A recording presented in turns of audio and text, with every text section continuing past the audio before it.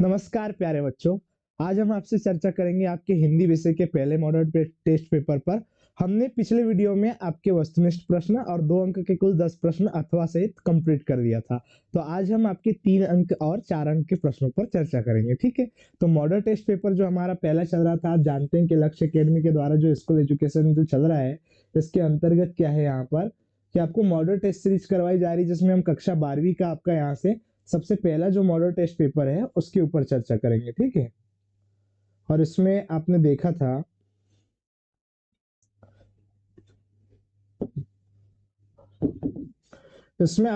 था आपका जो पहला मॉडल टेस्ट पेपर जो है, इसके अंतर्गत आपके वस्तुनिष्ठ प्रश्न और वस्तुनिष्ठ के साथ जो आपके यहाँ से 2 अंक के प्रश्न थे वो सारे कंप्लीट हो गए थे। तो आज हम आपसे बच्चों यहाँ पर 3 अंक के जो प्रश्न होंगे और 3 अंक के साथ जो 4 अंक के प्रश्न होते हैं उनके ऊपर चर्चा करेंगे। ये रहा हमारा प्रश्न क्रमांक यहाँ से 16। प्रश्न क्रमांक 16 में आप यहाँ पर देख पा रहे हैं, स्क्रीन के ऊपर देखिए आप यहाँ से इसमें क्या लिखा हुआ है देखना यहाँ पर अंतर्गत देखिए, ये यहाँ से दिख रहा है इसमें प्रश्न क्रमांक 16। यहाँ से जो प्रश्न आपके प्रारंभ होते हैं यहाँ से, ये प्रत्येक प्रश्न कितने अंक का होता है, आपको यहाँ से 3 अंक का। इसके अंतर्गत जब आप देखेंगे तो आप देख रहे हैं इसमें सूर्यकांत त्रिपाठी निराला छायावाद के कवि हैं ये, का काव्यगत परिचय निम्नलिखित बिंदुओं के आधार पर लिखिए। इन बिंदुओं के आधार पर जिसमें 2 रचनाएं, भाव पक्ष, कला पक्ष और साहित्य में स्थान, ये जो आपका है इस 3 प्रारूप के आधार पर आपको क्या करना है, यहाँ पर सूर्यकांत त्रिपाठी निराला जी का इसमें काव्यगत परिचय लिखना है कि उनके द्वारा किस प्रकार से क्या क्या चीजें साहित्य के अंतर्गत की गई है। भाव पक्ष में आप सभी जानते हैं कि किसी लेखक या कवि के द्वारा, इसमें भाव पक्ष, माफी चाहता हूं मैं आपसे, भाव पक्ष एवं कला पक्ष जो होता है इसको जब आप देखेंगे तो यह कवियों के रूप में महत्वपूर्ण होता है, क्योंकि कवियों के द्वारा यह क्या होता है इसमें लिखा जाता है। तो इसके अंतर्गत जब आप देखते हैं तो याद रखना, भाव पक्ष के अंतर्गत क्या होता है, विभिन्न प्रकार के भाव का उल्लेख होता है। जैसे उनके द्वारा किसी रचना के अंतर्गत प्रकृति के सौंदर्य भाव का वर्णन किया होगा, वात्सल्य का वर्णन किया हो गया हो, कि विभिन्न प्रकार के भाव। एवं कला पक्ष क्या होता है, उन भावों को प्रकट करने के लिए जिस प्रकार की शब्दावली का प्रयोग किया जाता है, वही शब्दावली, वही भाषा का प्रारूप जो होता है उसे हम क्या कहते हैं, उसमें कला पक्ष। तो इसके अंतर्गत जब आप देखेंगे तो आप सभी जानते हैं कि इनकी जो सबसे प्रमुख रचनाएं हैं उसमें गीतिका, इसमें परिमल, ये सब महत्वपूर्ण रचनाएं हैं। आप देख रहे हैं इसमें पहली जो बात है इसमें कि यहाँ से कितना है, यहाँ पर 2 रचनाएं। 2 रचनाएं में आप देखिए, पहली जो रचना है वह क्या है आपकी अनामिका, दूसरा परिमल, तीसरा गीतिका और एक क्या है इसमें बेला। तो आप इन 4 रचनाओं को सामान्यतः आपको पूछा तो जाएगा परीक्षा में 2 ही रचनाएं, तो आप इनको सामान्य स्तर पर याद कर सकते हैं कि अनामिका के साथ एक दूसरी इसकी सहेली है और वो क्या करते हैं उसमें, यहाँ पर याद रखना, बेला लेकर क्या करते हैं उसमें, परिमल का बेला होता है। परिमल एक प्रकार का क्या होता है, उसमें पुष्प भी होता है। देखो तो इस प्रकार से याद रख सकते हैं कि अनामिका और गीतिका 2 रचनाएं हो जाएगी, परिमल और बेला क्या हो जाएगा इसमें 2 रचना। दूसरा आप यहाँ से पॉइंट देख रहे हैं, दूसरा पॉइंट क्या लिखा है उसमें, भाव पक्ष एवं कला पक्ष। भाव पक्ष में मैं अभी आपको बता रहा था कि विभिन्न प्रकार के क्या होते हैं, उसमें भावों का वर्णन होता है और उन भावों को प्रकट करने के लिए जो भी प्रकार की भाषा शैली प्रयोग की जाती है, आप उसे कला पक्ष के नाम से जानते हैं।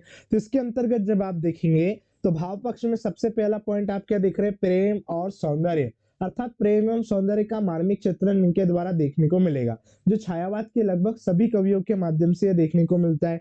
हाँ, यहाँ पर लिखा भी है देख रहे हैं आप इसके अंतर्गत कि यहाँ पर क्या है कि छायावाद के उन्नायक कवि होने के कारण निराला के काव्य में प्रेम तथा सौंदर्य के मोहक चित्र प्राप्त होते हैं। बिल्कुल इसमें प्रेम एवं सौंदर्य के मोहक चित्र प्राप्त होते हैं। और यह किससे संबंधित है, तो याद रखना यह छायावाद से संबंधित है। उन्नायक कवि का मतलब ये है कि यहाँ से क्या है, उसके यहाँ पर श्रेष्ठ कवि है, उसको लीड करने वाले, उसका नेतृत्व करने वाले उस समय काल को, वो आपके कौन है यहाँ से, सूर्यकांत त्रिपाठी निराला। मोहक चित्र प्राप्त होते हैं, उनका सौंदर्य चित्रण आकर्षक एवं अद्भुत है। बिल्कुल सही, आकर्षक एवं अद्भुत सौंदर्य का उन्होंने वर्णन किया है। निराला के काव्य में श्रृंगार के मादक एवं सजीव चित्र भी प्राप्त होते हैं। बिल्कुल सही, इसमें श्रृंगार के क्या है, सजीव चित्रों का प्राप्त जो होना है वो स्वाभाविक रूप से निराला के काव्य में देखने को मिलता है। तो आपने यहाँ पर एक सबसे महत्वपूर्ण बात क्या देखी इसके अंतर्गत कि प्रेम एवं सौंदर्य जो होगा उसका मुख्य रूप से उल्लेख सूर्यकांत त्रिपाठी निराला की रचनाओं में आपको देखने को मिलता है। और यहाँ पर जब आप देखेंगे तो छायावाद की लगभग सभी कवि आपको देखते हैं आप, उनमें प्रकृति का जो चित्रण है वो भी यहाँ से जब आप देखेंगे तो सुमित्रा नंदन पंत जी के द्वारा किया गया है। तो आप यहाँ से देखते हैं, यहाँ पहला पॉइंट हो गया आपका प्रेम एवं सौंदर्य। दूसरा पॉइंट आप देख रहे हैं उसमें क्या लिखा है, देखेंगे यहाँ से राष्ट्रीयता। निराला जी का काव्य देश प्रेम और राष्ट्रीयता की भावनाओं से उत्प्रोत था। ये तो बिल्कुल सही बात है कि ये जो देश प्रेम होता है और राष्ट्रीयता की जो भावना थी वो सूर्यकांत त्रिपाठी निराला की कविताओं में यहाँ से आपको देखने को मिलती है। उनकी कविताओं में ओज स्पष्ट, बिल्कुल सही बात। यहाँ पर जब आप देखेंगे तो ओज गुण का प्रयोग रहेगा। स्वाभाविक सी बात होती है, जग चेतना का समय काल होता है, वहां पर लोगों को क्या है उसमें अपने राष्ट्र की स्वतंत्रता के प्रति प्रेरित करना होता है और ये चीजें आपको देश प्रेम से संबंधित चीजें क्या होती है, ओज गुण के भाव में देखने को मिलती है। ठीक है, उसमें उसके बाद देखते हैं आप इसमें क्या लिखा है, भक्ति एवं रहस्य की भावना। बिल्कुल इसमें भक्ति की भावना, उसके साथ क्या है उसमें रहस्य की भावना। निराला जी के काव्य में भक्ति एवं रहस्य, यहाँ पर आप देख रहे हैं भक्ति भी है काव्य के अंतर्गत, भक्ति के साथ आप देख रहे हैं इसमें क्या है रहस्य, भावना परक रचनाएं भी प्राप्त होती है। मतलब इनके द्वारा भावनात्मक रचनाएं जो है, भाव पर आधारित रचनाएं भी की गई थी। उन्होंने आत्मा तथा परमात्मा की एकता का प्रतिपादन किया। यह एक सबसे महत्वपूर्ण पॉइंट रहेगा, इसको याद रखिएगा कि इनके द्वारा आत्मा तथा, याद रखना इसमें, परमात्मा की एकता का प्रतिपादन जो है इनके द्वारा किया गया था। आत्मा और परमात्मा के बारे में इन्होंने बताया। निराला जी की भक्ति परक रचनाओं में सगुण भक्तों की आत्मसमर्पण की भावना परिलक्षित होती है। सगुण जो भक्ति धारा थी, याद रखना उसमें सगुण भक्ति धारा, उन सगुण भक्ति धारा का वर्णन जो है यहाँ पर लोगों के द्वारा जो विभिन्न प्रकार से भक्ति के प्रति आत्मसमर्पण होता है उसको प्रदर्शित किया गया है, इसको याद रखिए। चौथा पॉइंट है प्रकृति चित्रण। स्वाभाविक सी बात है, छायावाद है तो प्रकृति का चित्रण तो यहाँ पर अवश्य रूप से होगा। तो निराला यहाँ पर थोड़ा सा देख लेंगे, इसमें क्या लिखा हुआ है, निराला है, याद रखना इसको, ये निचला लिख दिया गया है, बाकी यहाँ से क्या है इसमें निराला। निराला जी का प्रकृति चित्रण अत्यंत मधुर एवं सजीव है। तो आपने यहाँ से देखा कि निराला जी जो है,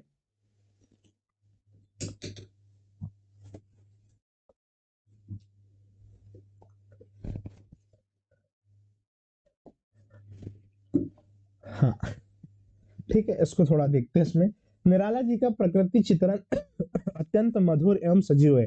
स्वाभाविक सी बात होती है, एक बात आपको याद रखना है कि जो सबसे महत्वपूर्ण कवि हुए छायावाद के अंतर्गत, उनके द्वारा प्रकृति का एक विशेष रूप से क्या किया गया था, चित्रण किया गया था। तो प्रकृति चित्रण जो होगा वो स्वाभाविक से इनकी रचनाओं के अंतर्गत अवश्य रूप से होता था। उन्होंने प्रकृति में मानवीय भाव तथा क्रियाकलापों का आरोप किया। और मैंने आपको लास्ट वीडियो में भी बताया था कि इसमें जो प्रकृति के अंतर्गत जो मानवीय भाव एवं क्रियाकलाप जो होते हैं प्यारे बच्चों, ये आपके मानवीकरण अलंकार को स्पष्ट करते हैं। तो मानवीकरण अलंकार का प्रयोग कहां पर किया गया है, निराला जी की इन रचनाओं के अंतर्गत किया गया है। तो आपने देखा इसमें प्रकृति चित्रण।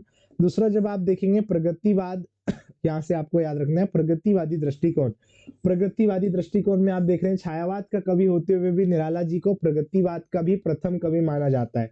प्रगतिवाद का प्रथम कवि किसे माना जाता है उसमें, यहाँ पर ये आपके सूर्यकांत त्रिपाठी निराला जी को।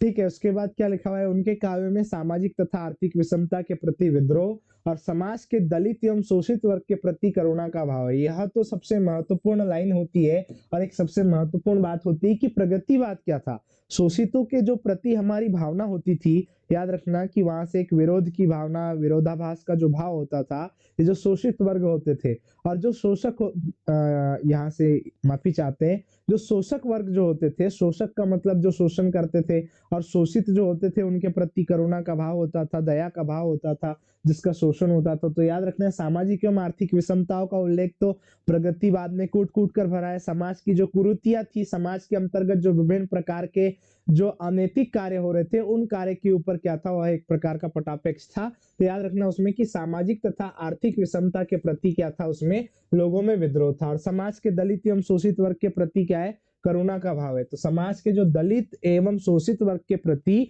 करुणा का भाव आपको देखने को मिलता है। दूसरा क्या दिख रहा है आप, निम्न वर्ग के जीवन को उन्होंने यथा तथ्य चित्रण किया है। बिल्कुल सही, निम्न वर्ग का जो जीवन होता है, यही तो आपके प्रगतिवाद का सबसे मूल आधार होता है कि प्रगतिवाद में किस प्रकार का चित्रण किया गया। तो निम्न वर्ग के लोगों का, उनकी विभिन्न प्रकार की समस्याओं का वर्णन, उनका जो शोषण करते थे उन लोगों का वर्णन आपको मुख्य रूप से यहाँ पर देखने को मिलता है। तो ये हमने अभी तक यहाँ पर क्या देखा, इसमें जब आप देखेंगे तो यह आपका भाव पक्ष है, जिसमें हमने प्रेम एवं सौंदर्य की बात की। तो याद रखना प्रेम सौंदर्य सामान्य रूप से सूर्यकांत त्रिपाठी निराला जी की रचनाओं में देखने को मिलेगा।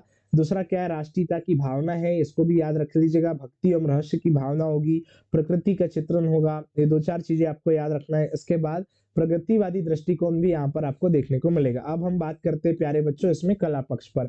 अभी मैंने आपको कहा कि कला पक्ष क्या होता है, तो याद रखना उन भावनाओं को प्रकट करने के लिए जो विभिन्न प्रकार के जो आपकी भाषा शैली का प्रयोग होता है, विभिन्न प्रकार के शब्दार्थ का जो प्रयोग होता है, शब्दों का जो प्रयोग होता है, शब्दों का जो प्रभाव प्रदर्शित किया जाता है, उसी को हम क्या कहते हैं उसमें कला पक्ष। जिस कला पक्ष के अंतर्गत भाषा शैली होगी, विभिन्न प्रकार का छंद योजना, अलंकार का प्रयोग किस प्रकार से किया गया है, शब्दार्थ का प्रयोग किस प्रकार से किया गया है, ये सारी चीजें किसमें आती है कला पक्ष में।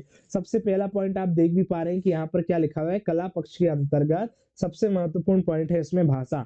निराला जी की भाषा भावों के अनुरूप है, बिल्कुल जिस प्रकार के भाव है उन्हीं के अनुरूप क्या है उनकी भाषा का प्रयोग हुआ है। देश प्रेम तथा भक्ति परक व्यंग्यात्मक कविताओं में उनकी भाषा सरल एवं व्यवहारिक है।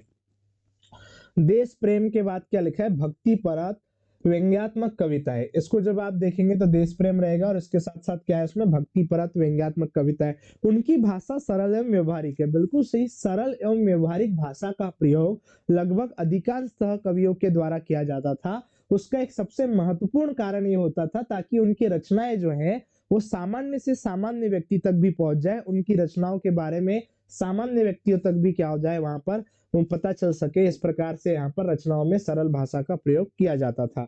इसमें लिखा है गंभीर, इसको याद रखना है कि यह गंभीर लिखा हुआ है। गंभीर गंभीर रचनाओं में यहाँ पर में अलग है उसकी अलग है। गंभीर रचनाओं में उसकी भाषा ब्लिष्ट, सांस्कृतिक एवं दुरूह हो गई। जब गंभीर रचनाएं लिखी गई तो बहुत ज्यादा थोड़ी सी कठिन हो गई, थोड़ी सी क्या है सांस्कृतिक भाषा का प्रयोग किया उन्होंने, मतलब कि थोड़ी कठिनाई स्तर की भाषा का प्रयोग किया। ब्लिष्ट शब्द जो होता है वो कठिनाई स्तर के लिए प्रयोग होता है। संस्कृत निष्ठ, याद रखना उसमें संस्कृत निष्ठ तथा ध्रुव हो गई, ये लिखा हुआ है। निराला जी की भाषा में उर्दू, फारसी एवं बंगला शब्द भी प्रयुक्त हुए हैं। यहाँ पर क्या है, उर्दू एवं फारसी के शब्द है और बंगला शब्द है, इसमें ये एवं अलग से है, बंगला शब्द जो है इनका भी प्रयोग किया गया। निराला जी की काव्य भाषा भावानुकूल, चित्रात्मक, गद्यात्मक तथा ध्वन्यात्मक गुणों से संबंधित थी। इसमें जब आप देखते हैं भावानुकूल का मतलब होता है भावों के अनुरूप जो भाषा प्रयोग की गई है प्यारे बच्चों, वही आपकी क्या कहलाती है उसमें भावानुकूल। उसके बाद चित्रात्मक मतलब किसी भी चीज को अगर आप पढ़ते हैं तो पढ़ने के पश्चात क्या होता है वहां से उसका दृश्य आपको अनुभूति होने लगती है उस दृश्य की, ऐसी भाषा को आप चित्रात्मक कहते हैं। गद्यात्मक के मतलब किसी एक चीज के ऊपर विचार करने की बात आएगी इसमें, तथा इसमें अलग से लिखा हुआ है तथा ध्वन्यात्मक गुणों से संबंधित है। ध्वनि आधारित चित्रण वहां पर आपको इनकी भाषा में देखने को मिलेगा। उसके बाद जब आप देखेंगे शैली, निराला जी की सबसे महत्वपूर्ण शैली को जब आप देखेंगे तो याद रखना इनकी दो शैलियां काव्य के अंतर्गत प्रयोग की गई। उत्कृष्ट छायावादी गीतों में प्रयुक्त दुर्लभ शैली, दुर्लभ का मतलब यहाँ पर जब आप देखेंगे तो एक विभिन्न प्रकार की अलग से शैली होती है जो थोड़ी सी कठिन शैली होती है, उस प्रकार की शैली को आप क्या कहते हैं उसमें दुर्लभ शैली। सरल, प्रवाहपूर्ण, प्रचलित उर्दू के शब्द के लिए व्यंग्यपूर्ण और चुटीली शैली। सरल जो प्रभावपूर्ण प्रचलित उर्दू के जो शब्द होते हैं उनके लिए व्यंग्यात्मक रूप से, मतलब किसी के ऊपर एक प्रकार का कटाक्ष करना, व्यंग करना, हम जो जिसको एक प्रकार से ताना मारना कहते हैं वो एक प्रकार का क्या कहलाता है, व्यंग कहलाता है। तो व्यंग्यपूर्ण चुटीली शैली होती है। चुटीली शैली का मतलब होता है एक ऐसी शैली जिससे क्या हो आगे वाला व्यक्ति जो होता है वो प्रभावित होने लगता है, इस प्रकार की शैली को क्या कहा जाता है, चुटीली शैली। अभी हमने देखा था इसमें, अब यहाँ पर देखो वही चीज मैं आपको बता रहा था कि अलंकार, छंद, इस प्रकार की चीजें क्या आती है इसमें कला पक्ष के अंतर्गत आती है। तो निराला जी की अलंकार योजना उच्च कोटि की है, बिल्कुल अच्छा खासा इन्होंने क्या किया है, अलंकार का प्रयोग किया गया। तो उच्च कोटि की क्या है इसमें इनकी अलंकार योजना। काव्य में अलंकारों की प्रचुरता है, बहुत सारे अलंकारों का प्रयोग किया है उन्होंने। उपमा, उत्प्रेक्षा, रूपक, मानवीकरण, विशेषण, विपर्य, पुनरुक्ति, प्रकाश, उपमा, रूपक, उत्प्रेक्षा, इन अलंकारों का प्रयोग भी किसके द्वारा किया गया है उसमें, इन्हीं के द्वारा किया गया है। इस प्रकार के आदि अलंकारों का प्रयोग इनके काव्य में मिलता है। एक बात आपको सामान्यतः याद रखनी है, यहाँ पर देखो यही बात आपको याद रखनी है कि सामान्यतः लगभग जितने भी कवि होते थे उनके द्वारा उपमा, रूपक, उत्प्रेक्षा, इस प्रकार के जो अलंकार है वो छायावादी कवियों के द्वारा अवश्य रूप से प्रयोग किए गए। तो जब भी आप छायावाद के किसी कवि का क्या करेंगे उसमें काव्यगत रचना आधारित अगर उसका जीवन परिचय या उनका अगर आप साहित्यिक परिचय लिखते हैं तो उसमें आपको उपमा, रूपक, उत्प्रेक्षा, अलंकार का वर्णन अवश्य रूप से करना ही करना है, ठीक है। अब इसके अंतर्गत जब आप देखते हैं तो याद रखना विप्रिय, इस प्रकार के अलंकार जो होते हैं इसको विशेषण विप्रिय अलंकार कहा जाता है। उसके बाद देखो अंतिम में क्या लिखा है उसमें, छंद योजना। छंद योजना में आपको याद रखना है किसके अंतर्गत क्या होता है। निराला जी ने नए नए छंदों का प्रयोग किया, बिल्कुल बहुत सारे अनेक प्रकार के छंदों का प्रयोग किया। उन्होंने तुकांत और अतुकांत दोनों प्रकार के छंद लिखे। तुकांत एवं अतुकांत का मतलब क्या होता है, ये आपने पढ़ा होगा छंद शास्त्र के अंतर्गत, कि ऐसे छंद जिनका क्या होता है अंतिम में तुक समान होता है उन्हें हम तुकांत छंद कहते हैं। और ऐसे छंद जिनके अंतिम में क्या होता है स्वर वर्णों की समानता नहीं मिल पाती, अर्थात तुक नहीं मिल पाता है प्यारे बच्चों, उन्हें हम क्या कहते हैं यहाँ पर अतुकांत छंद कहते हैं। तो दोनों प्रकार के छंद क्या है इनके द्वारा लिखे गए। निराला जी मुक्त छंद के प्रवर्तक माने जाते हैं। बिल्कुल, मुक्त छंद का मतलब ये होता है कि जिसके अंतर्गत क्या है विभिन्न प्रकार के भावों से क्या है उसमें मुक्त होते हैं ऐसे छंद, इनको क्या कहेंगे हम उसमें मुक्त छंद के प्रवर्तक माने जाते हैं। इस पॉइंट को बड़े प्यार से आपको याद रखना है यहाँ पर। इसके अंतर्गत जब आप देखते हैं तो निराला जी जो होते हैं, याद रखिए उसमें आप यहाँ पर, निराला जी जो है वो मुक्त छंद के क्या माने जाते हैं उसमें प्रवर्तक। तो उसको याद रखना है इस पॉइंट को कि निराला जी मुक्त छंद के प्रवर्तक है। मुक्त छंद में मात्राओं तथा वर्णों का बंधन नहीं होता। अभी मैंने आपसे कहा कि वहां पर क्या होता है मुक्त चीजें होती है मात्रा, और इसमें क्या है उसमें वर्णों का बंधन नहीं होता। तो इन दोनों बातों को याद रखना है। और स्वाभाविक सी बात होती है प्यारे बच्चों कि यहाँ पर जब हम देखेंगे तो ऐसे छंद होते हैं जिसमें मात्राओं की गणना होती है, मात्रिक छंद होते हैं। वर्णों की जहां पर गणना होती है वर्णिक छंद होते हैं। पर जहां पर क्या है मात्रा एवं वर्णों का क्या है प्रभाव ही नहीं पड़ पाता है, उनसे क्या है मुक्त जो रचना होती है वह आपके मुक्तक छंद के अंतर्गत आती है। केवल ध्वनि तथा प्रवाह का ध्यान रखा जाता है। बिल्कुल, एक ध्वनि और प्रवाह मतलब प्रवाह महता, लगातार बोलने का क्या होता है इसमें एक प्रवाह महता का ध्यान रखा जाएगा। और एक सामान्य स्तर पर क्या होता है ध्वनि का ध्यान रखा जाता है। इस प्रकार की छंद शैली होती है उसमें आपकी मुक्तक छंद शैली। ठीक है, इसके आगे जब हम देखेंगे सूर्यकांत त्रिपाठी जी का अंतिम में आप देख रहे हैं साहित्य में स्थान। छायावाद के आधुनिक काल के अंतर्गत कवियों में महत्वपूर्ण स्थान रहेगा। इसमें जब आप देखेंगे आधुनिक कवियों में निराला का उत्कृष्ट स्थान है, ये तो होना ही था, इसमें कोई नई बात नहीं है जी। यहाँ पर कि निराला जी का क्या है उत्कृष्ट स्थान है, वे मुक्तक छंद के जनक थे। अभी हमने यहीं पर देखा कि वे मुक्तक छंद के क्या थे उसमें जनक। उन्होंने हिंदी कविता को नई दिशा प्रदान की। हिंदी साहित्य में निराला जी के कृतित्व को उनके व्यक्तित्व ने और भी अधिक महान बनाया। बिल्कुल, हिंदी कविता को एक नई दिशा प्रदान करने का काम किसके द्वारा किया गया उसमें निराला जी के। तो एक सबसे महत्वपूर्ण रूप से आप सामान्य स्तर पर यह याद रख सकते हैं यहाँ पर कि इसमें जब आप देखेंगे तो सूर्यकांत त्रिपाठी जो निराला है वो छायावाद के कवि है, जिसमें क्या रहेगा प्रकृतिवाद जो तो होगा है, प्रकृति के साथ साथ प्रगतिवाद का विशेष वर्णन रहेगा। प्रगतिवाद राष्ट्र प्रेम की भावना रहेगी, सौंदर्य का जो है वहां पर उल्लेख होता है, सौंदर्य की भावना का उल्लेख होगा। ये सारी चीजें आप एकदम पॉइंट टू पॉइंट याद रखिएगा।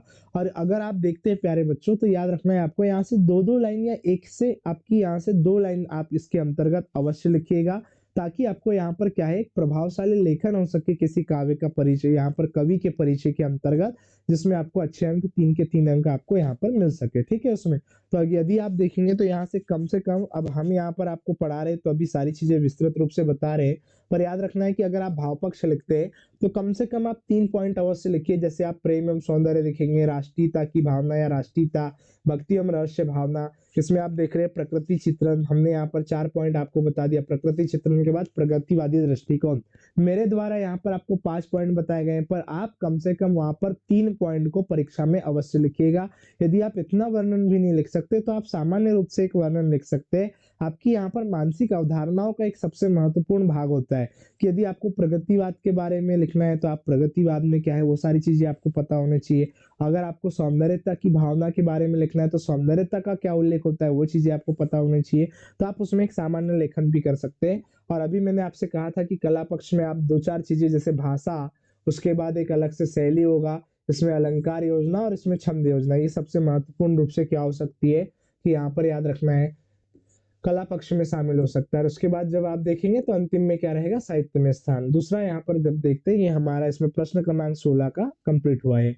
प्रश्न क्रमांक 16 में आप देख रहे हैं इसमें अथवा का प्रश्न दिया हुआ है। इस अथवा वाले प्रश्न में क्या होता है देखना, इसमें रघुवीर सहाय का काव्यगत परिचय निम्नलिखित बिंदुओं के आधार पर लिखिए।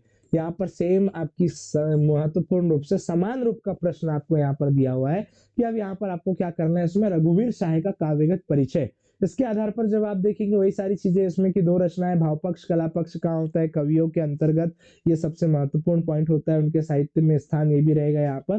तो ये सारी चीजें देखना है। देखिए इसमें रघुवीर सहाय हंसो हंसो खूब हंसो, ये वाला भी क्या होता है उसमें एक रचना है इनकी, हंसो हंसो किसी प्रकार से जल्दी हंसो।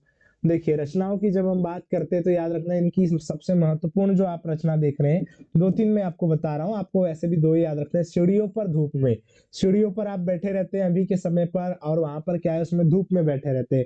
तो ये रचना तो आपकी सामान्यतः याद हो सकती है कि सीढ़ियों पर धूप में। दूसरा है आत्महत्या के विरोध, यह काम आपको बिल्कुल नहीं करना है, जैसे भी आपका जिस भी प्रकार का रिजल्ट या परिणाम होगा आपको ये चीजें नहीं करनी है। आत्महत्या के विरोध, यह क्या है इनकी दूसरी रचना।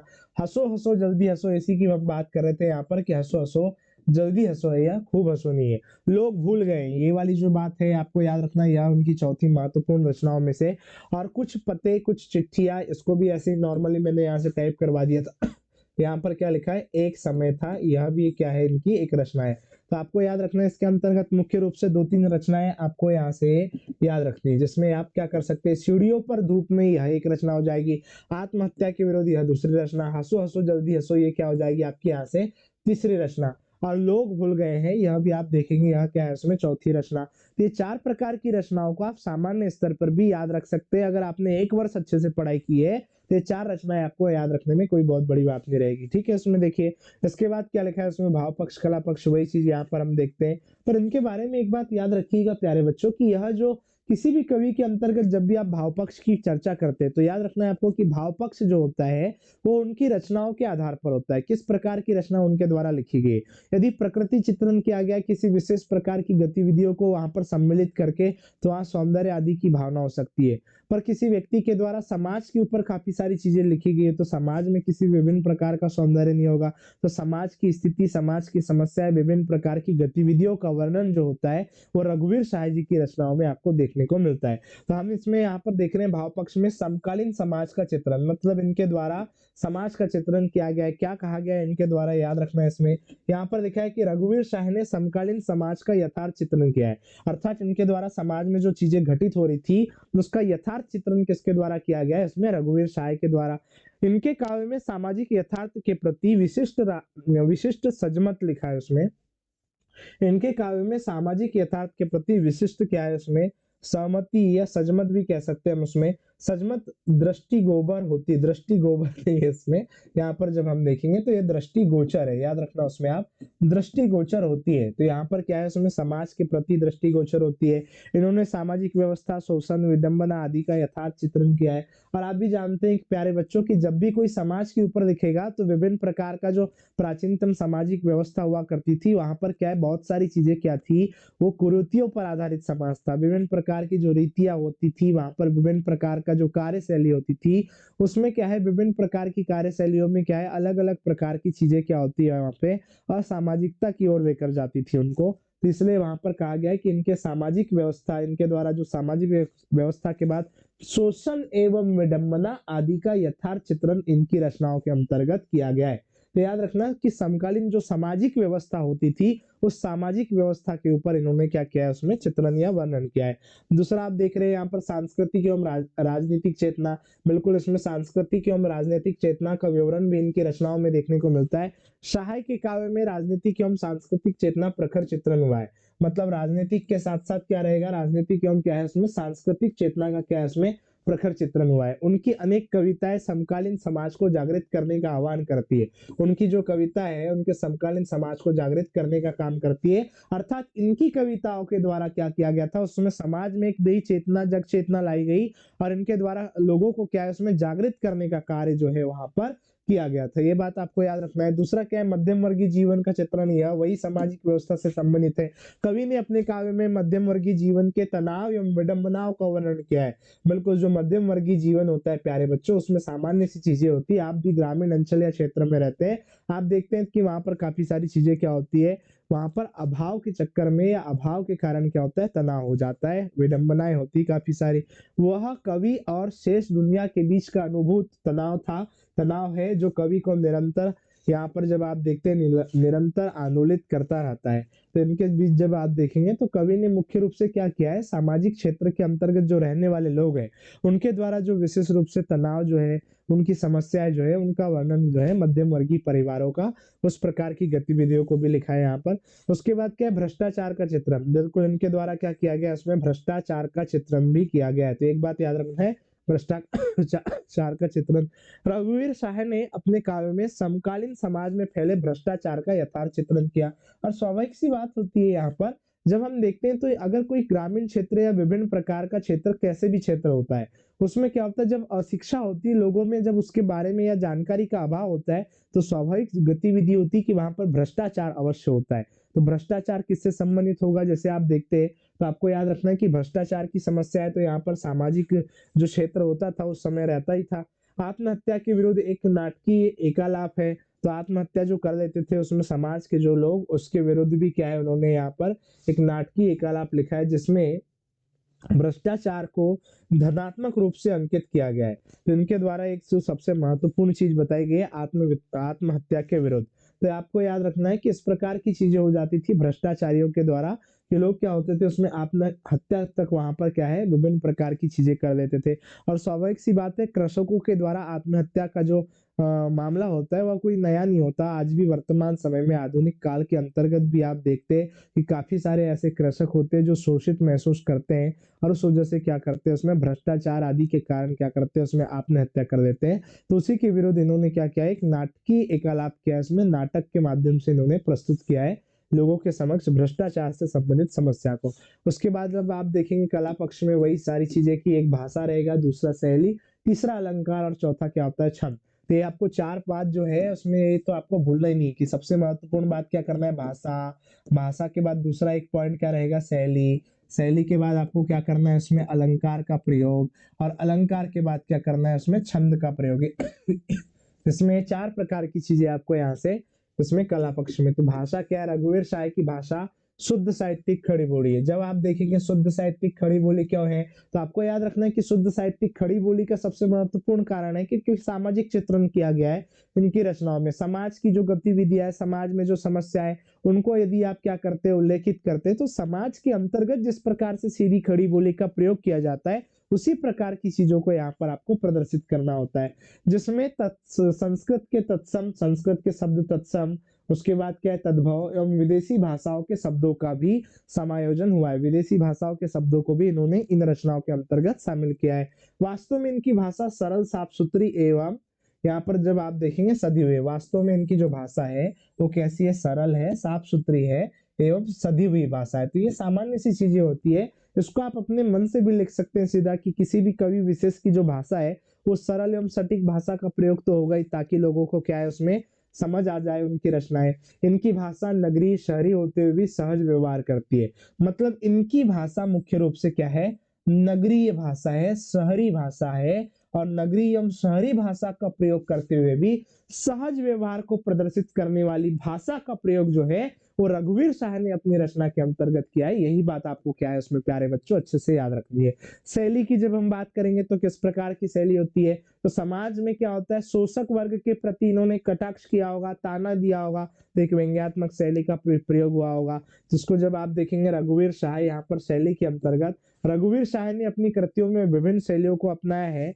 मुख्य रूप से इनकी शैली व्यंग्यात्मक रही है। यही बात मैं अभी कह रहा था कि मुख्य रूप से इनकी शैली कैसी है, व्यंग्यात्मक। व्यंग्यात्मक का मतलब ही यह होता है कि किसी व्यक्ति विशेष पर जो कटाक्ष किया जाता है उसे हम क्या कहते हैं, व्यंग्यात्मक शैली। उनकी अत्यधिक चर्चित कविता अधिनायक को उनकी भावपूर्ण व्यंग्यात्मक शैली का चरम माना जाता है। मतलब उनकी एक सबसे प्रसिद्ध जो कविता थी प्यारे बच्चों, वह कौन सी थी, अधिनायक। अधिनायक किसकी कविता है, रघुवीर शाह जी की कविता है। और इनके द्वारा जो लिखी गई यह कविता है, ये सामाजिक दर्पण को प्रदर्शित करती कि समाज में किस प्रकार की गतिविधि आपके यहाँ से चल रही थी और यहाँ से प्रचलित थी, जिन पर क्या है एक प्रकार का कटाक्ष इनके द्वारा किया गया है। तो यही बात आपको याद रखना है कि रघुवीर शाह जी के द्वारा व्यंग्यात्मक शैली का प्रयोग जो है वो यहाँ पर इसमें कला पक्ष में आपको शैली में प्रदर्शित हो जाएगा। ठीक है, इसमें इसके बाद जब हम देखते हैं शैली के बाद, तो यहाँ से आपको याद रखना है अलंकार योजना। यही बात मैं अभी कर रहा था।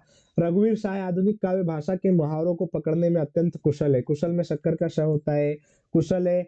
इन्होंने अपनी काव्य रचनाओं में शब्दालंकार अर्थालंकार दोनों का ही भरपूर प्रयोग किया। भैया यहाँ पर जब आप देखेंगे तो अर्थालंकार का भी प्रयोग किया है और शब्दालंकार का भी प्रयोग किया है। इसके बाद देखते हैं इनके काव्य में अनुप्रास, अनुप्रास अलंकार जहाँ वर्णों की आवृत्ति, पदमैत्री, उपमा, रूपक, उत्प्रेक्षा। अभी मैं आपसे कह रहा था उपमा, रूपक, उत्प्रेक्षा का प्रयोग सामान्यतः कवियों के द्वारा किया ही जाता है। इस पॉइंट को आप लिखेंगे तो भी कहीं गलत नहीं माना जाएगा। मानवीकरण इत्यादि अलंकारों का यहाँ से क्या है, स्वाभाविक प्रयोग देखने को मिलता है। मानवीकरण अलंकार जिसमें क्या होता है, मानव के क्रियाकलापों को प्रकृति के ऊपर क्या कर देते हैं, आरोपित।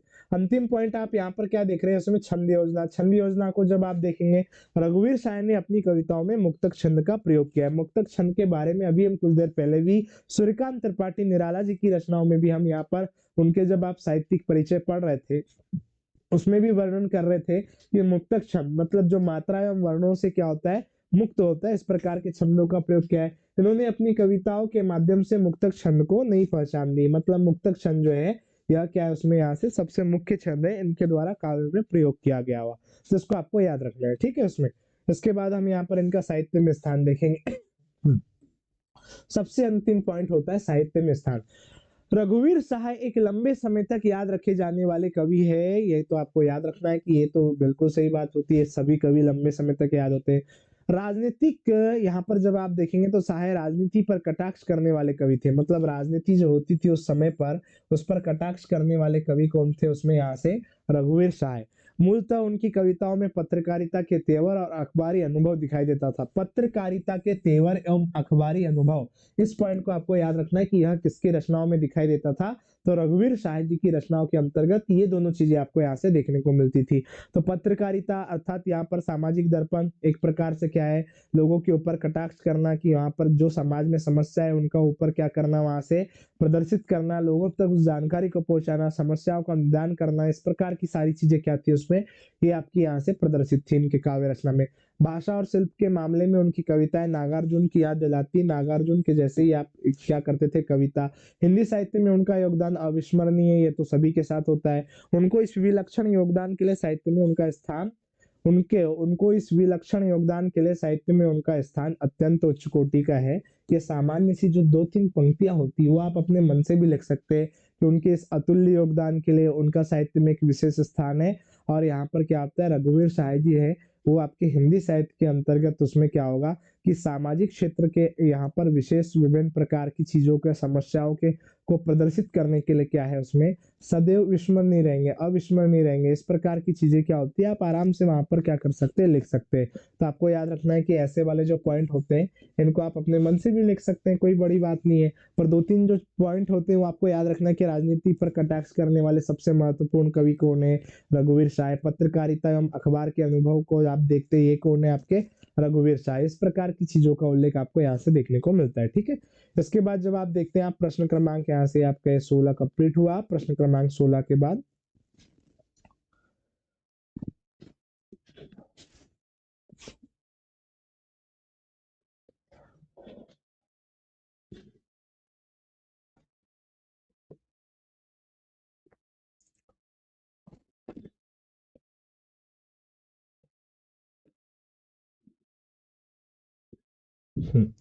इसमें आप देख रहे हैं प्रश्न क्रमांक 17, ठीक है। इसमें अब यहाँ पर जब हम देखेंगे प्रश्न क्रमांक 17 क्या लिखा है, जैनेन्द्र कुमार। ये भी आपका प्यारे बच्चों अभी तक आपने कवि परिचय देखा, अब इसमें लेखक परिचय आ गया एकदम से, एक के बाद यहाँ से दो प्रकार के जो प्रश्न है वो इसी पर आधारित है।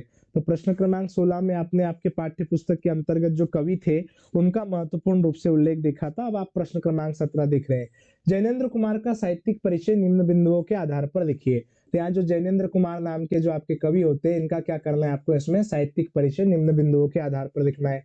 अब क्या क्या हो सकता है देखना, इसमें वही चीजें है इसमें कि दो रचनाएं, भाषा शैली, और यहाँ पर क्या है, साहित्य में स्थान। मैंने अभी कुछ देर पहले आपको बताया था कि उसमें जो लेखक होते हैं इनके अंतर्गत आपको कभी भी भाव पक्ष एवं कला पक्ष को वहां पर प्रदर्शित नहीं करना होता है। इसमें सिर्फ और सिर्फ आपको क्या करना है, तो लेखकों के अंतर्गत याद रखना है आपको, एक भाषा शैली को प्रकट करना है, साहित्य में स्थान।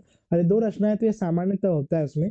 तो जैनेन्द्र कुमार इनकी जो दो रचनाएं जब आप देखेंगे तो इनका एक रचना तो आप देखते हैं बाजार दर्शन जो है वो आपकी पाठ्य पुस्तक में। दूसरी इनकी एक सबसे महत्वपूर्ण कहानी संग्रह जिसको आप क्या कहते हैं, फांसी। तो फांसी भी किसकी रचना होती है, इन्हीं की रचना है। तो आइए देखते हैं इसको। आप देख रहे हैं अभी मैं आपको बता रहा था कि यहाँ पर क्या है, इनकी एक रचना थी महत्वपूर्ण जिसको आप क्या कहते हैं उसमें, फांसी। फांसी के साथ स्पर्धा, खेल, दो चिड़िया। अगर आप क्या करते हैं उसमें चिड़िया का खेल करते हैं, बैडमिंटन खेल खेलते हैं, तो बैडमिंटन में क्या होती है, दो चिड़िया, इस प्रकार से याद रख सकते हैं। स्पर्धात्मक खेल होता है, एक दूसरे से स्पर्धा करते हैं हम, उसके बाद चिड़िया उसमें बैडमिंटन में फंस जाती है। इस प्रकार से दो तीन चीजें याद रख सकते हैं आप। याद रखना है कि फांसी, स्पर्धा, खेल और दो चिड़िया ये इनकी क्या होती है उसमें प्रमुख रचनाएं।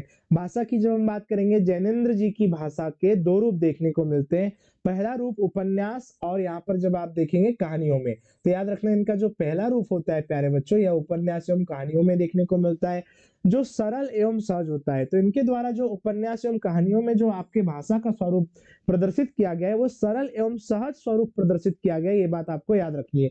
दूसरा रूप निबंधों में देखने को मिलता है, जिसमें विचार एवं चिंतन की प्रधानता के कारण भाषा में गंभीरता और दुरूहता आ गई है। दुरूहता का मतलब, गंभीरता का मतलब उसमें गंभीर चिंतनों का उल्लेख किया गया है। इसके अंतर्गत जब आप देखते हैं तो याद रखना दो प्रकार के क्या है उसमें स्वरूप है। भाषा के कितने रूप है, इनके दो रूप है, जिसमें सरल एवं सहज स्वरूप किसके अंतर्गत मिलेगा, तो कहानी के साथ साथ उपन्यास में क्या होता है, इसमें कहानी और उपन्यास इन दोनों में क्या होता है, भाषा का सरल एवं सहज स्वरूप प्रदर्शित किया गया है। पर जब हम बात करते हैं कि भाषा के अंतर्गत जो दूसरा स्वरूप होता है, इसको याद रखना है, दूसरा स्वरूप ये किसमें प्रदर्शित है, तो याद रखना यह किसमें है, निबंधों में। और यह कैसे स्वरूप होता है, तो याद रखना एक विचारात्मक स्वरूप होता है, विचार चिंतन एवं यहाँ पर जब आप देखेंगे तो विचार की क्या है इसमें, निबंध वाले स्वरूप में चिंतन की क्या है यहाँ पर प्रधानता है। इसी के कारण भाषा कैसी होगी, इसमें गंभीर भाषा का प्रयोग यहाँ पर इनके द्वारा किया गया है। इनकी भाषा विषय के अनुरूप बदलती रहती है, बिल्कुल सही आप देख रहे हैं, उपन्यास और कहानी में अलग भाषा है, निबंध में अलग प्रकार की भाषा है, तो विषय के अनुरूप इनकी भाषा में क्या हो जाएगा, उसमें परिवर्तन। इसके बाद जब आप देखेंगे तो यहाँ पर आपको याद रखना है कि विषय के अनुरूप बदलती है। गंभीर विषयों में भाषा गंभीर होगी, बिल्कुल सही बात है, स्वाभाविक सी बात है। वाक्य में बड़े तथा तत्सम शब्दों का क्या हो जाएगा, प्रयोग। वर्णनात्मक स्थलों पर भाषा व्यवहारिक, वर्णनात्मक जो स्थल है जहां पर विभिन्न प्रकार की गतिविधियों का, क्रियाकलापों का वर्णन है, उनके वहां पर क्या है उसमें भाषा व्यवहारिक है। सरल तथा वाक्य छोटे होते हैं, बिल्कुल सरल है और वाक्य कैसे छोटे। अन्य भाषाओं जैसे अरबी, फारसी, उर्दू, संस्कृत एवं अंग्रेजी के शब्दों का भी प्रयोग इनके द्वारा किया गया है, ये भी आपको सामान्य रूप से याद रख लेना है। आपने भाव को प्रकट करने तथा चमत्कार उत्पन्न करने के लिए मुहावरे के साथ याद रखना एवं कहावतों का भी प्रयोग किया गया है। तो इनके बारे में याद रखना है कि मुहावरा एवं कहावतों का प्रयोग इनके द्वारा अपनी रचनाओं के अंतर्गत किया गया है। भाषा शैली के अंतर्गत जब आप देखेंगे तो इसमें सामान्यतः यदि आप लेखक का जीवन परिचय लिख रहे हैं प्यारे बच्चों, तो इसको आपको याद रखना है कि मुहावरे जो होते हैं, लोकोक्तियां होती, तत्सम, तद्भव, देशज, विदेशज, इस प्रकार के शब्दों का प्रयोग लेखकों के द्वारा अपनी रचनाओं में विशेष रूप से किया जाता है। ठीक है, उसमें जबकि अगर हम कवि का परिचय देखते हैं तो कवि के परिचय के अंतर्गत जो कला पक्ष होता है उसमें आपके रस, छंद, अलंकार, शब्द गुण, शब्द शक्ति, इस प्रकार की चीजों का उल्लेख होता है। तो ये बात आपको अच्छे से याद रखनी है, ठीक है। इसके बाद जब हम देखेंगे तो याद रखना भाषा के पश्चात क्या है इसमें शैली, इनके द्वारा किस किस प्रकार की शैली को अपनाया गया है वो थोड़ा सा देखना है। देखिए, गंभीर चिंतन, मनोवैज्ञानिक विश्लेषण व मानवतावादी दृष्टिकोण होने के कारण जैनेंद्र जी की शैली के कई रूप मिलते हैं। गंभीर चिंतन है इनकी रचनाओं में, यही बात अभी मैं आपको बता रहा था। मनोवैज्ञानिक विश्लेषण है, इसको भी आपको याद रखना है कि मनोवैज्ञानिक विश्लेषण व मानवतावादी दृष्टिकोण होने के कारण जैनेंद्र जी की शैली के कई रूप है। कौन कौन से रूप है, मनोविश्लेषणात्मक शैली, ये बात मैंने आपको सबसे पहले दिन जब वर्ष 2023 का प्रश्न पत्र मैं आपको पढ़ा रहा था उस समय मैंने आपको बताई थी। मनोविश्लेषणात्मक शैली क्या होता है, जो मानव के विचारों पर, जो मानव के चिंतन की व्यवस्था पर क्या करता है उसमें वहां पर उल्लेख होता है, उस प्रकार की शैली को आप उसमें मनोविश्लेषणात्मक शैली कहते हैं। इस शैली में कहानी व उपन्यास के पात्रों के अंतर्मन एवं बाह्यमन की झांकी देखने को मिलती है। बिल्कुल, यह सबसे महत्वपूर्ण पॉइंट होता है, इसको आपको याद रखना है कि अंतर्मन एवं बाह्यमन की झांकी आपको किस शैली में देखने को मिलेगी, तो मनोविश्लेषणात्मक शैली में। मतलब हमारी खोपड़ी या मन के जो विचार है वो किस शैली में प्रदर्शित होते हैं, इस मनोविश्लेषणात्मक शैली के अंतर्गत। आपकी कहानियों में मानसिक परिवेश की प्रधानता, ये की और प्रधानता दोनों शब्द अलग अलग है, तो मानसिक परिवेश की प्रधानता किसकी कहानियों में देखने को मिलती है, तो मानसिक परिवेश जो होता है वो किसकी कहानियों में देखने मिलेगा प्यारे बच्चों, तो याद रखना है आपको यहाँ पर इन्हीं की कहानियों के अंतर्गत आपको मानसिक परिवेश, जो जैनेंद्र कुमार जी की कहानियां है उसमें क्या है, एक विशेष प्रकार का मानसिक परिवेश देखने को मिलेगा। दूसरा आप देख रहे हैं यहाँ से, दूसरा यह क्या है उसमें, विचार प्रधान विवेचनात्मक शैली। मतलब आपको क्या करना है, किसी चीज पर विचार करना है और उसका क्या है उसमें, उसके बारे में आप यहाँ से उल्लेख करेंगे, ऐसी शैली को कहते हैं विवेचनात्मक। तो आप देख रहे हैं जैनेंद्र जी के निबंधों में प्रायः विचारात्मक शैली का प्रयोग हुआ है। मतलब निबंधों में कैसी शैली प्रयोग की है इन्होंने, विचारात्मक। तो इसको याद रखना है किसके अंतर्गत, उसमें निबंधों में। और ये जो आप मनोविश्लेषणात्मक शैली को देखते हैं तो यह किसके अंतर्गत प्रयोग की गई है, तो याद रखना कहानी एवं उपन्यास में कैसी शैली का प्रयोग हुआ है, तो कहानी एवं उपन्यास में क्या होता है उसमें तो आपको याद रखना है मनोविश्लेषणात्मक।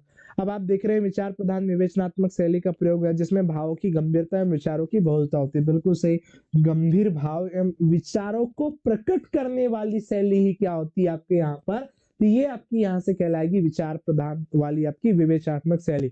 मनोविश्लेषणात्मक शैली क्या होती है, जो मन के अंदर जो चीजें चल रही है अंतर मन में बाह्य मन में, उनको प्रकट करने वाली शैली होती है मनोविश्लेषणात्मक।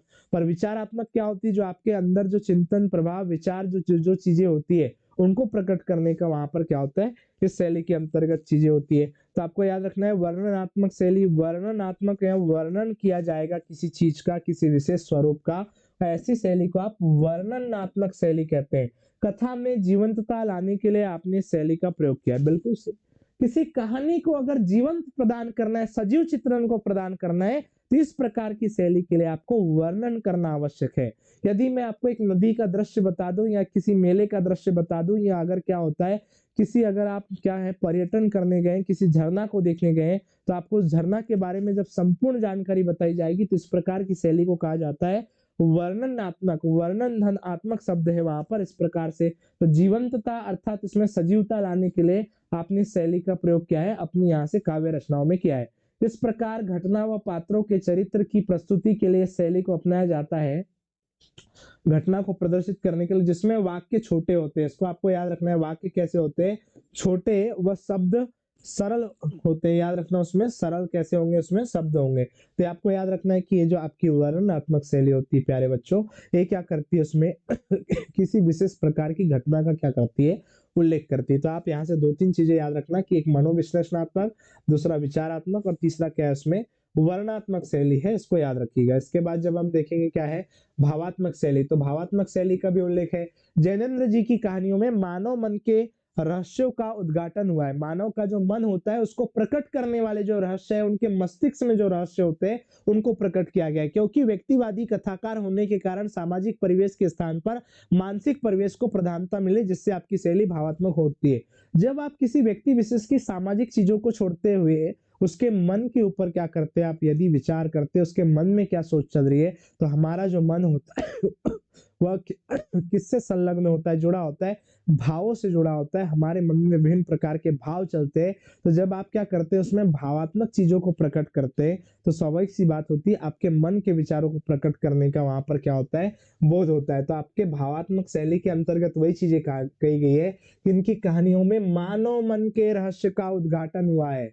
इसको जब आप देखेंगे तो मानव मन के जो रहस्य है उसको प्रदर्शित किया गया है, ये बात आपको याद रखना है। व्यक्तिवादी कथाकार होने के कारण, व्यक्तिवादी का मतलब होता है किसी व्यक्ति से संबंधित कथाएं जब इनके द्वारा करने के कारण सामाजिक परिवेश के स्थान पर मानसिक परिवेश को प्रधानता दी गई। इस पॉइंट को अच्छे से याद रखना है कि सामाजिक परिवेश के स्थान पर क्या हुआ है, इन्होंने मानसिक परिवेश को यहाँ पर मुख्य रूप से प्रधानता दी है। ये आपके यहाँ से जैनेन्द्र कुमार जी के द्वारा, जिस कारण से इनकी जो शैली है मानसिक परिवेश पर प्रधानता देने के कारण कैसी हो गई, उसमें भावनात्मक शैली का इनके द्वारा इसमें प्रयोग किया गया है। ठीक है, अंतिम में लिखा है उसमें साहित्य में स्थान।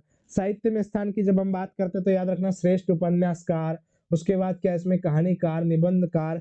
जैनेन्द्र कुमार अपनी चिंतन विचारधारा, याद रखना उसमें आप चिंतन विचारधारा, आध्यात्मिक और सामाजिक विश्लेषणों के लिए सदा स्मरणीय रहेंगे। सबसे महत्वपूर्ण बात आपने देखा कि साहित्य में क्या स्थान है, वह उपन्यासकार भी है, कहानीकार भी है और आपके निबंधकार भी है। और उनके द्वारा किस प्रकार की चीजों को लिखा गया है, तो याद रखना उसमें चिंतन आधारित विचारधारा पर जो आधारित निबंध कहानियां है, आध्यात्मिक चीजों का उसमें वर्णन है, आध्यात्मिक के साथ साथ क्या है उसमें सामाजिक चीजों का उल्लेख भी इनके द्वारा किया गया है। उसके बाद क्या लिखा है, मानव मन के सूक्ष्म चितेरे बेबाक लेखन कला तथा भाषा को पारदर्शिता प्रदान करने के रूप में आपको हिंदी साहित्य में सदैव एक विशिष्ट स्थान प्राप्त होता है। तो यहाँ से मानव के मन को जो बेबाक रूप में लिखने का, मानव के मन में जो चीजें चल रही है उसको एकदम से स्वच्छ रूप से प्रदर्शित करने का जो आपका उल्लेख है अपनी रचनाओं के अंतर्गत, वही चीज आपको क्या बनाता है, हिंदी साहित्य के अंतर्गत श्रेष्ठ, वहां पर श्रेष्ठता प्रदान करता है, श्रेष्ठ बनाता है। ठीक है, इसमें तो ये सारी चीजें आपके यहाँ पर क्या है साहित्य में स्थान के रूप में है। उसके बाद आप देख रहे हैं प्रश्न क्रमांक यहाँ से जो आपका 16 प्रश्न क्रमांक 17 है, यहाँ से प्रश्न क्रमांक 17 में और यहाँ से एक सबसे महत्वपूर्ण आपके क्या है उसमें लेखक हजारी प्रसाद द्विवेदी। हजारी प्रसाद द्विवेदी का साहित्यिक परिचय निम्नलिखित बिंदुओं के आधार पर लिखिए। तो साहित्यिक परिचय आपको यहाँ से निम्नलिखित बिंदुओं के आधार पर लिखना है। ठीक है, अब यहाँ पर क्या क्या है देखना। इसके अंतर्गत जब आप देखेंगे तो वही चीजें है इसमें कि निम्नलिखित बिंदुओं में क्या है, यहाँ से दो रचनाएं हैं, भाषा शैली है, साहित्य में स्थान है, ये चीजें यहाँ से आपको प्रदर्शित करना है। ठीक है, इसमें देखो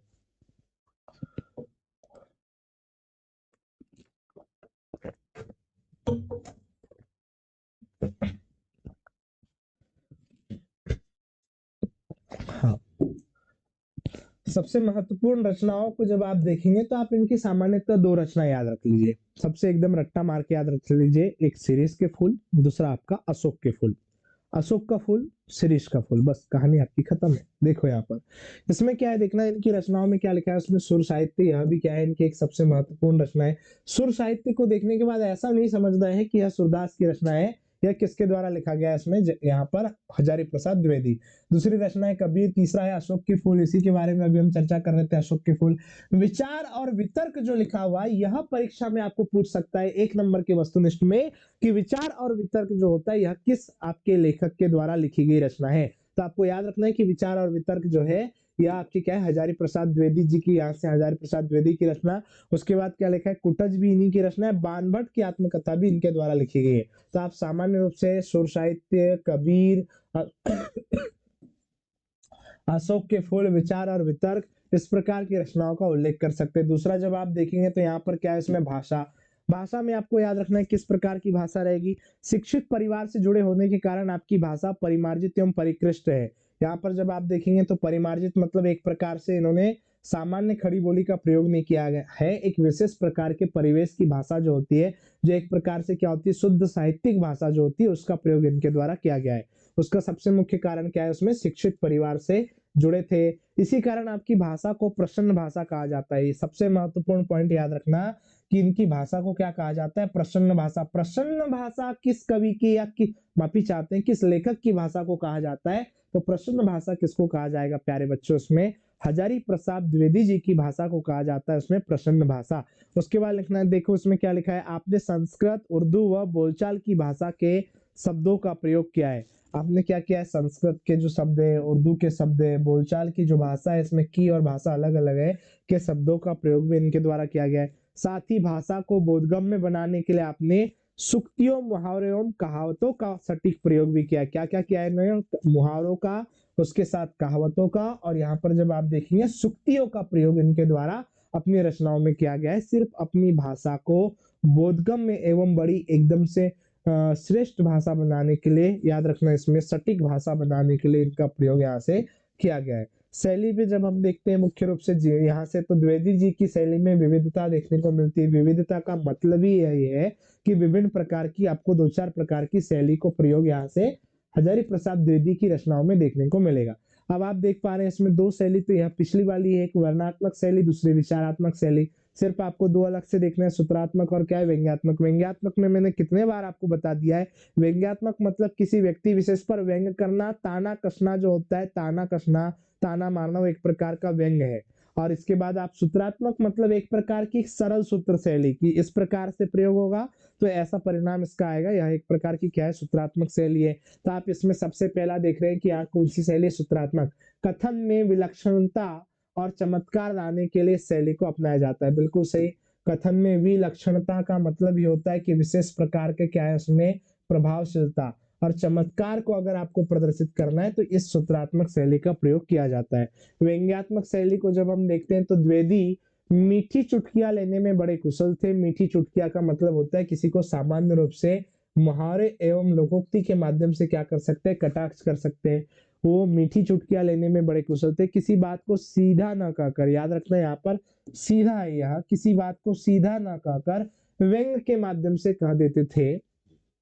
याद रखना ये आपका की और यहाँ से माता जो है ये आपका यहाँ से गलत है, थोड़ा सा याद रखना। तो व्यंग के माध्यम से कहने का कार्य क्या करते थे उसमें आपके ऐसे हजारी प्रसाद द्विवेदी। तो अभी मैंने आपको बताया कि व्यंग्यात्मक चीजों के अंतर्गत क्या होता है। व्यंग्यात्मक चीजों के अंतर्गत जब आप देखेंगे तो किसी व्यक्ति विशेष पर जो व्यंग किया जाता है, और व्यंग जो होता है वो लोकोक्ति और मुहावरे के प्रयोग के माध्यम से भी आप कर सकते हैं। तो यह आपकी व्यंग्यात्मक शैली और कौन सी है इसमें सूत्रात्मक। विचारात्मक शैली वही है समाज के अंतर्गत जो विभिन्न प्रकार की गतिविधियां चली आ रही होगी उन सब चीजों का विचार किसके द्वारा क्या है प्रकट किया गया होगा इसमें हजारी प्रसाद द्विवेदी जी के द्वारा। विचारात्मक शैली आपके समस्त निबंध इसी शैली में लिखे गए यही बात है इसमें। यह शैली द्विवेदी गंभीर तथा याद रखना यह शैली जो है द्विवेदी जी की गंभीर तथा विचार प्रधान है। याद रखना उसमें गंभीर तथा क्या है उसमें विचार प्रधान शैली होती है कौन सी आपकी यहाँ से विचारात्मक शैली। तो इस शैली में लिखे गए आपके सबसे महत्वपूर्ण बात की यह समस्त निबंध क्या है इसी शैली में गंभीर से गंभीर विषय को कुशलता तथा बोधगम्य ढंग से याद रखना उसमें गंभीर से गंभीर विषय को कुशलता एवं बोधगम्य ढंग से इनके द्वारा प्रदर्शित किया गया। सकुशल से कह देते से अध्ययन किया है ये थोड़ा सा यहाँ से मिस्टेक हो गया याद रखना यहाँ पर।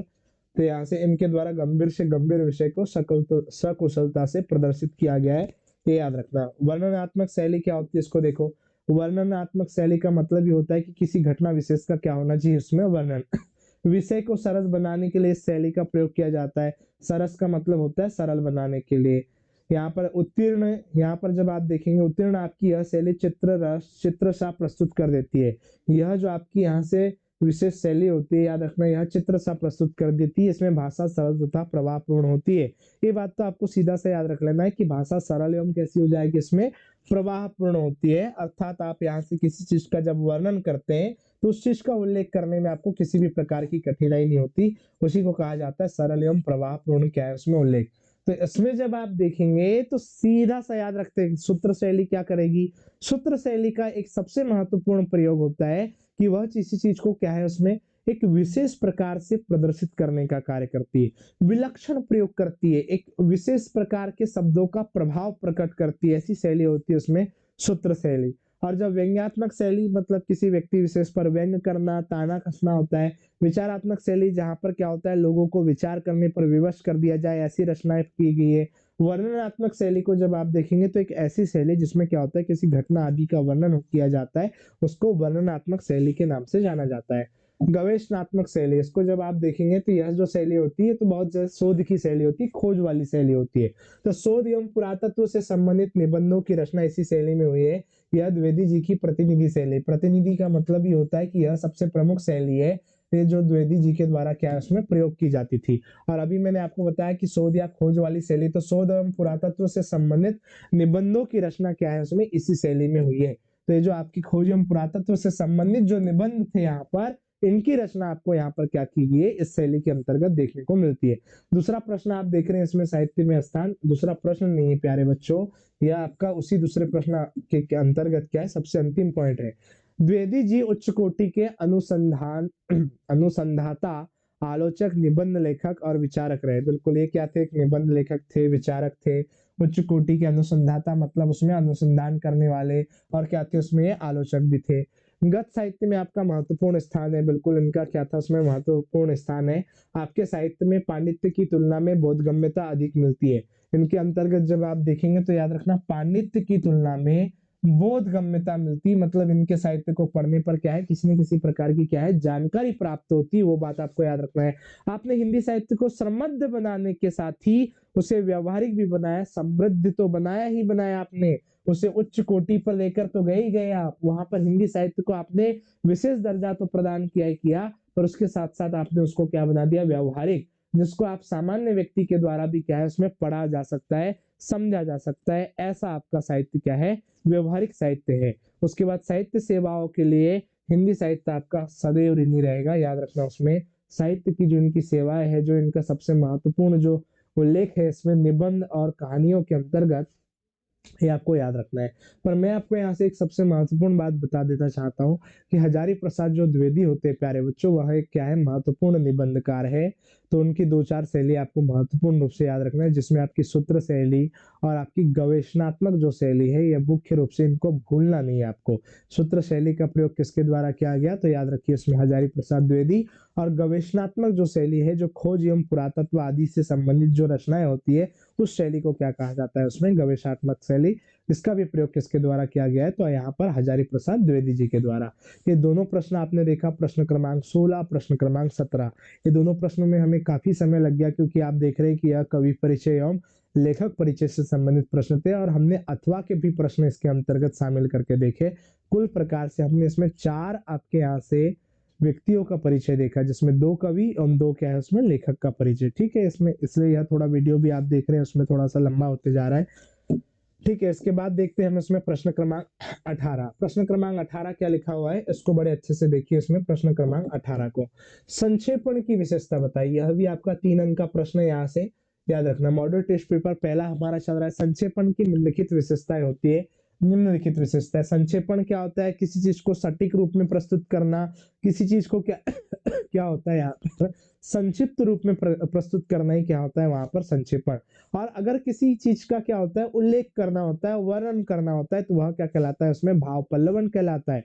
तो संक्षेपण ही एक प्रकार का क्या होता है, सार संक्षेपण या भाव संक्षेपण कहलाता है, जिसमें सटीकता का होना, संक्षिप्तता का होना, सरल शब्दों का प्रयोग होना, ये विभिन्न प्रकार और सटीक वर्णन करना आदि विभिन्न प्रकार की इसकी क्या होती है विशेषता। यह काफी सरल है। इसको आइए देखते हैं हम यहाँ पर क्या लिखा है इसमें। पूर्णता, सबसे महत्वपूर्ण बात है कि सटीक रहेगा, कम शब्दों में क्या होना चाहिए, पूर्ण अभिव्यक्ति प्रकट वहां पर अवश्य होनी चाहिए। तो पूर्णता का तात्पर्य यही है। संक्षेपण को स्वयं में पूर्ण होना चाहिए, यही बात अभी मैं आपको बता रहा था, पूर्ण अभिव्यक्ति होनी चाहिए। यह ध्यान में रखना चाहिए कि कोई आवश्यक विचार छूट न जाए, बिल्कुल सही। यह भी आपको ध्यान में रखना है कि कोई आवश्यक विचार जो है वह यहाँ पर छूट न जाए। आवश्यक अनावश्यक विचारों की पहचान निरंतर अभ्यास से ही संभव है, बिल्कुल भैया। यहाँ पर जब आप देखेंगे कौन सा विचार आवश्यक है और कौन सा विचार आपका अनावश्यक है, आप किस विचार को आवश्यक मानते हैं और किस विचार को अनावश्यक मानते हैं, यह आपका कैसे संभव हो पाएगा, जब आप क्या करते हैं यहाँ पर याद रखना, उसमें निरंतर अभ्यास करते हैं उसी के द्वारा। दूसरा पॉइंट क्या लिखा है, संक्षिप्तता। इसी के बारे में मैं आपसे कह रहा था कि एक यहाँ पर सटीक एवं संक्षिप्त लघु चित्रण या लघु वर्णन यहाँ पर संक्षेपण के अंतर्गत किया जाता है। तो इसमें जब आप देख रहे हैं तो यहाँ पर क्या लिखा है, संक्षेपण का यह एक प्रधान गुण होता है। महत्वपूर्ण बात यहाँ पर लिखी गई है कि संक्षिप्तता ही संक्षेपण का एक सबसे महत्वपूर्ण प्रधान गुण होता है। सामान्यतः संक्षेपण मूल का 1/3 होता है। मतलब यदि यहाँ से 3 लाइन आपके पास है तो उन 3 लाइन का क्या करना है आपको प्यारे बच्चों, अगर आपको संक्षेपण करना है तो आपको कितनी लाइन लिखना होगा, 1 लाइन। तो आपका 3 भाग का 1 भाग क्या होता है, उसमें संक्षेपण होता है। संक्षेपण में व्यर्थ के शब्द आप देख भी पा रहे हैं, इसमें संक्षेपण में व्यर्थ के जो शब्द होते हैं, व्यर्थ के शब्द, उसके बाद लिखा है उसमें दृष्टांत, उद्धरण, विशेषण, व्याख्या, वर्णन आदि को स्थान नहीं दिया जाता। मतलब इसमें आपको वर्णन, व्याख्या, विशेषण आदि का बहुत ज्यादा लंबा चौड़ा प्रयोग नहीं करना है, सीधा सीधा क्या करना है, एक संक्षिप्त विवरण। स्पष्टता का मतलब ये होता है कि सारे के सारे जो लिखे गए विचार होने चाहिए वो कैसे होने चाहिए, स्पष्ट होने चाहिए। सभी विचारों को स्पष्ट रूप से प्रदर्शित करना, यहाँ पर प्रदर्शित किया जाना चाहिए। इसमें लिखे गए विचार एवं भाव स्पष्ट होने चाहिए। तो सरल सी बात है कि विचार एवं भाव कैसे होने चाहिए, स्पष्ट। संक्षेपण ऐसा होना चाहिए जिसमें मूल भाव संक्षिप्त करते समय स्पष्टता बनी हुई। मतलब संक्षेपण तो हो पर किसी काव्य रचना का जो संक्षेपण होता है प्यारे बच्चों, उसमें मूल जो भाव होते हैं, जो वास्तविक भाव होते हैं, वो वहां से समाप्त नहीं होना चाहिए, उनका उल्लेख होना इसमें आवश्यक होता है। यही बात आपको याद रखना है कि संक्षेपण जो होता है इसमें मूल भाव संक्षिप्त करते समय स्पष्टता बनी रहनी चाहिए। ऐसा नहीं कि उसके मूल भाव ही क्या हो जाए, वहां पर समाप्त हो जाए आपके संक्षेपण के अंतर्गत। ठीक है, इसमें दूसरी विशेषता देखते हैं, इसमें क्या लिखा हुआ है, शुद्धता। शुद्ध शब्दों का प्रयोग होना चाहिए। संक्षेपण के भाव और भाषा शुद्ध होना चाहिए। बिल्कुल, संक्षेपण का जो भाव एवं भाषा होती है वो कैसे होनी चाहिए, इसमें शुद्ध होना चाहिए। इसके बाद लिखा है 5वां पॉइंट, भाषा की सरलता।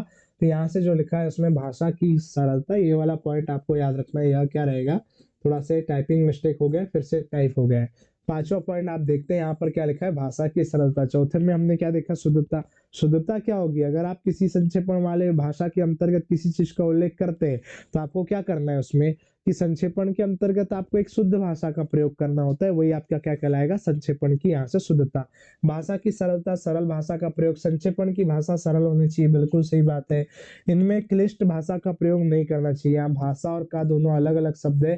क्लिष्ट का मतलब क्या होता है, तो याद रखना उसमें क्लिष्ट शब्द का शाब्दिक अर्थ क्या होता है, उसमें कठिन। तो कठिन शब्द का प्रयोग यहाँ पर नहीं किया जाना चाहिए। अंतिम में क्या लिखा है, प्रवाह एवं क्रमबद्धता। प्रवाह का मतलब होता है एक के बाद विचार जो होने चाहिए वो आपके क्या कहलाएंगे, उसमें प्रवाह कहलाएंगे। क्रमबद्धता का मतलब ही होता है कि आपके नियमित रूप से विचारों को प्रकट करना है। संक्षेपण में भाव एवं भाषा का एक प्रवाह होना चाहिए। भाव को प्रकट करना जो होता है एवं भाषा जो होती है उसका क्या होना चाहिए, एक निश्चित प्रवाह। तो किसका प्रवाह होना चाहिए, भाव और भाषा का। इसके बाद लिखा है भावों और विचारों को एक क्रम में रखना चाहिए। बिल्कुल, जो आपके भाव एवं विचार है उनको क्या है, इसमें एक ही क्रम में रखना चाहिए। इन्हें एक क्रम में रखते समय भाषा का प्रवाह बना रहता है। बिल्कुल, और जब आप क्या करते हैं उसमें संक्षेपण में एक ही क्रम में अगर आप विचारों को प्रकट करते हैं तो भाषा का जो प्रवाह होता है वह नियमित रूप से बना रहेगा। तो आपको मैंने मुख्य मुख्य चीजें यही कहा कि संक्षेपण के बारे में जब आप देखते हैं तो संक्षेपण में क्या होनी चाहिए, स्पष्टता होनी चाहिए, संक्षिप्तता होना चाहिए, शुद्ध भाषा का प्रयोग होना चाहिए, सारी चीजें हैं। और यही बात मैंने अभी आपको बताई। सबसे पहला क्या होना चाहिए, संक्षेपण में संपूर्ण विचारों की अभिव्यक्ति होना चाहिए, कोई विचार छूटना नहीं चाहिए। अर्थात संक्षेपण में पूर्णता भी चाहिए, संक्षिप्तता भी चाहिए, स्पष्टता भी चाहिए, और उसके बाद आपका शुद्धता, भाषा की सरलता और प्रवाह और क्रमबद्धता, ये सबसे महत्वपूर्ण पॉइंट होते हैं आपके संक्षेपण के। इसमें आपका 3 अंक का प्रश्न रहेगा। यदि आप कम से कम 4 पॉइंट भी लिख सकते हैं इसके अंतर्गत तो भी आपको 3 अंक मुख्य रूप से यहाँ से प्राप्त हो जाएंगे। ये प्रश्न क्रमांक आपका यहाँ से 18 का अथवा देखते हैं। अब अभ्यास के महत्व पर एक लघु अनुच्छेद लिखिए। एक छोटा सा आपको व्याख्यात्मक विवरण प्रस्तुत करना है। और किस पर विवरण प्रस्तुत करना है, तो किस पर करना है, याद रखना, अभ्यास के महत्व पर। तो आपने क्या देखा कि अभ्यास के महत्व पर एक लघु अनुच्छेद लिखना है आपको। अब यहाँ पर लघु अनुच्छेद कैसे होता है इसको अच्छे से देखिएगा, ठीक है। देखना, अभ्यास वाले पॉइंट की जब हम बात करते हैं तो उसके बारे में आप कुछ विचार अपने भी लिख सकते हैं। कैसे होते हैं अपने विचार, की अभ्यास क्या होता है। आप देखते हैं कि जो एकदम से मंदबुद्धि का बालक होता है, बहुत ज्यादा क्या होता है, कचरा दिमाग का होता है, नालायक सा बच्चा होता है, वह भी अगर नियमित रूप से क्या करता है, धीरे धीरे धीरे धीरे पढ़ना प्रारंभ करता है, अभ्यास करना प्रारंभ करता है, तो वह भी क्या कर सकता है, वहां से विद्वान बन सकता है। बहुत ज्यादा अभ्यास करने पर उसके भी पटद्वार खुल जाएंगे, दिमाग फ्रेश हो जाएगा, शैम्पू से नहाने की आवश्यकता नहीं पड़ेगी फिर उसको। तो मैं आपको वही चीज बताना चाह रहा हूं यहाँ से कि अभ्यास क्या होता है। अभ्यास ये एक ऐसा शब्द है जिसके द्वारा सामान्य बुद्धि का बालक भी निरंतर अभ्यास करने से क्या कर सकता है, एक चरम अवस्था पर पहुंच सकता है। वही चीज यहाँ पर बताई गई है कि अभ्यास के महत्व पर आपको एक क्या करना है, निबंध लिखना है। इसमें आपने एक पंक्ति बड़ी प्यारी सी सुनी होगी कि करत करत अभ्यास के जड़मति होत सुजान रसरी आवत जाते सिल पर पड़त निशान। करत करत अभ्यास के जड़मति होत सुजान, जड़ बुद्धि का जो बालक है वो बार बार अभ्यास कर करके क्या होता है, उसमें विद्वान बन सकता है। जड़मति होत सुजान कहा गया है। और रसरी आवत जात है सिल पर परत निशान, अगर रस्सी को आप किसी पत्थर के ऊपर बार बार अगर आप घिसते हैं, उसके ऊपर ही अगर उसको लगाकर ऐसा खींचते रहते हैं तो उस पत्थर पर भी क्या बन जाता है, निशान। तो वही चीज कही गई कि निरंतर आपको क्या करना है, उसमें अभ्यास करना है। यदि आप किसी कार्य के प्रति या अपनी पढ़ाई के प्रति असफल भी हो रहे हैं, पर आपने देखा होगा काफी बार कि अगर कोई आपसे गणित जो होता है वो 1 या 2 बार में नहीं बन पाता, पर यदि आप उसको बार बार 2 या 3 या 4 बार बनाने की कोशिश करते हैं तो वह एक समय के पश्चात आपसे बनने लगता है। यदि आपने देखा होगा कोई पाठ या निबंध आपको याद नहीं हो पाता है, पर आप 2 से 3 बार, 3 से 4 या 5 बार जब आप उस चीज को पढ़ते हैं तो आपने एक चीज अनुभव की होगी कि वो चीजें आपको बनने लगती है। वही चीज आपका क्या है, उसमें अभ्यास। तो आप एक चीज इसके अंतर्गत सीख सकते हैं प्यारे बच्चों की, अगर आप निरंतर किसी चीज के प्रति अगर लगे रहेंगे, 1 वर्ष में निरंतर रूप से यदि आप अध्ययनरत रहेंगे तो आप एक निश्चित और एक अच्छा परिणाम आप कक्षा 12वीं के अंतर्गत प्राप्त कर सकते हैं। तो आपको याद रखना है कि इसके अंतर्गत यही सारी चीजें सामान्य रूप से यहाँ पर लिखी हुई है। इसके अंतर्गत जब आप देखेंगे, यदि निरंतर अभ्यास किया जाए तो असाध्य को भी साध्य बनाया जा सकता है। यही सबसे महत्वपूर्ण बात है कि जो असाध्य है, जिसको साधा नहीं जा सकता, उसे भी आप क्या बना सकते हैं, उसमें साध्य बना सकते हैं। उसके बाद लिखा है ईश्वर ने सभी मनुष्यों को बुद्धि दी है। बिल्कुल सही बात, ईश्वर ने सभी मनुष्यों को बुद्धि दी है, पर कुछ बच्चे क्या है, उस बुद्धि का प्रयोग नहीं कर पाते, इसलिए वो जड़ बुद्धि हो जाते हैं। ठीक है, उस बुद्धि का इस्तेमाल करके मनुष्य कुछ भी सीख सकता है। अर्जुन तथा एकलव्य ने निरंतर धनुर्विद्या में निपुणता प्राप्त की है। ये बात आपको समझना है कि आपने अर्जुन और एकलव्य की जब हम बात करते हैं तो ये 2 ऐसे व्यक्ति थे, यहाँ पर जब आप देखेंगे महान योद्धा थे जिन्होंने निरंतर अभ्यास करके यहाँ पर क्या किया था, धनुर्विद्या में निपुणता प्राप्त की थी। ये स्लाइड इधर में थोड़ी सी कट गई है, इसको याद रखना, ये इस्तेमाल लिखा हुआ है यहाँ पर। उसके बाद उसी प्रकार वरदराज ने, जो कि एक मंद बुद्धि बालक था, वरदराज आचार्य की जब हम बात करते हैं तो वरदराज कैसे थे भैया, एक मंद बुद्धि बालक थे। ये संस्कृत कवि में आपको देखने को मिलेंगे। मंद बुद्धि बालक था, निरंतर अभ्यास द्वारा विद्या प्राप्त की। वहां पर जब आप देखेंगे, आप देखो, जब मंद बुद्धि का बालक है तो वह निरंतर अभ्यास के द्वारा क्या कर सकता है, विद्या प्राप्त कर सकता है। और ग्रंथों की रचना कर दी इन्होंने, क्या किया, निरंतर अभ्यास किया, विद्या को प्राप्त किया, और विद्या प्राप्त करने के बाद क्या कर दिया इन्होंने, ग्रंथों की रचना। आप भी क्या कर सकते हैं, विद्या को प्राप्त कर सकते हैं। विद्या को प्राप्त का मतलब बुद्धि को प्राप्त करने की बात कर रहा हूं मैं, नहीं तो किसी आप विद्या को प्राप्त करने के चक्कर में पड़ जाओगे। ठीक है, तो आपको याद रखना है कि विद्या को प्राप्त की और ग्रंथों की क्या की इन्होंने, रचना। उन्हीं पर एक प्रसिद्ध कहावत बनी है, किसके ऊपर कही गई है, तो याद रखना उसमें वरदराज पर बताई गई है। यहाँ ये लिखा हुआ है इसमें, वरदराज। ठीक है, करत करत अभ्यास की जड़मति होत सुजान। अभी हम इसी की बात कर रहे थे कि जड़मति होत सुजान, रसरी आवत जाते सिल पर पड़त निशान। अगर आप बार बार क्या करते हैं, अभ्यास करते हैं, करत करत अभ्यास, तो जड़ बुद्धि वाला व्यक्ति भी क्या हो सकता है, उसमें बुद्धिवान हो सकता है, बुद्धिमान हो सकता है। रसरी आवत जाते, रसरी अर्थात रस्सी जो बार बार आती है, उससे क्या पड़ जाता है, सिल पर एक निशान सा पड़ जाता है। तो जब वह रस्सी के बार बार आपके पत्थर के ऊपर वहां से उसको लपेटने से लगाने से, खींचने से क्या हो सकता है, उसमें पत्थर पर निशान हो सकता है। और बार बार अभ्यास करने से जड़ बुद्धि व्यक्ति भी क्या बन सकता है, वहां पर आपको ये विशेष प्रकार से बुद्धिमान बन सकता है। वही बात आपको यहाँ पर बताई गई। ठीक है, तो इसके अंतर्गत क्या क्या, यानी जिस प्रकार रस्सी की रगड़ से कठोर पत्थर भी निशान बन जाता है, उसी प्रकार निरंतर अभ्यास से आप भी क्या कर सकते हैं, बुद्धिमान बन सकते हैं। वही बात यहाँ पर नीचे इन दो पंक्तियों के अंतर्गत लिखी गई है कि यानी जिस प्रकार रस्सी की रगड़ से कठोर पत्थर पर भी क्या हो जाते हैं, निशान। रस्सी को अगर आप रगड़ते तो कठोर पत्थर पर क्या बन जाता है, निशान। उसी प्रकार निरंतर अभ्यास, यहाँ पर क्या लिखा है, निरंतर अभ्यास से, यहाँ पर आपको याद रखना है कि सामान्य व्यक्ति जो होता है, इसमें मूर्ख व्यक्ति लिखा हुआ है, यहाँ मूर्ख व्यक्ति याद रखना है, यहाँ से मूर्ख व्यक्ति भी क्या बन सकता है, विद्वान बन सकता है। यही बात आपको यहाँ से अभ्यास के बातों पर लिखना है।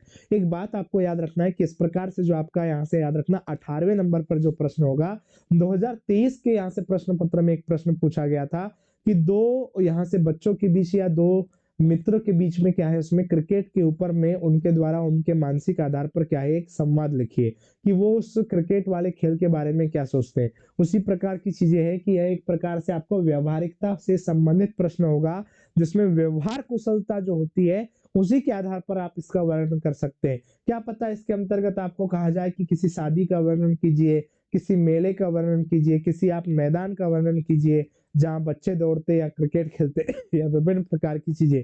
तो आप देख पा रहे हैं कि यह प्रश्न किसके आधार पर बनेगा, आपकी मानसिकता के आधार पर बनेगा, आपकी विचारशीलता के आधार पर बनेगा कि आप किस प्रकार की चीजों को वहां पर संलग्न करके लिखते हैं या जोड़कर लिखते हैं। ठीक है, इसमें इसके बाद लिखा है यदि विद्यार्थी प्रत्येक विषय का निरंतर अभ्यास करे तो उन्हें कोई भी विषय कठिन नहीं लगेगा। ये आपके लिए प्यारे बच्चों मैंने अलग से लिखवाया है, ये याद रखना कि यहाँ पर जब आप देखेंगे विद्यार्थी प्रत्येक विषय का निरंतर अभ्यास करे तो उन्हें कोई भी विषय कठिन नहीं लगेगा।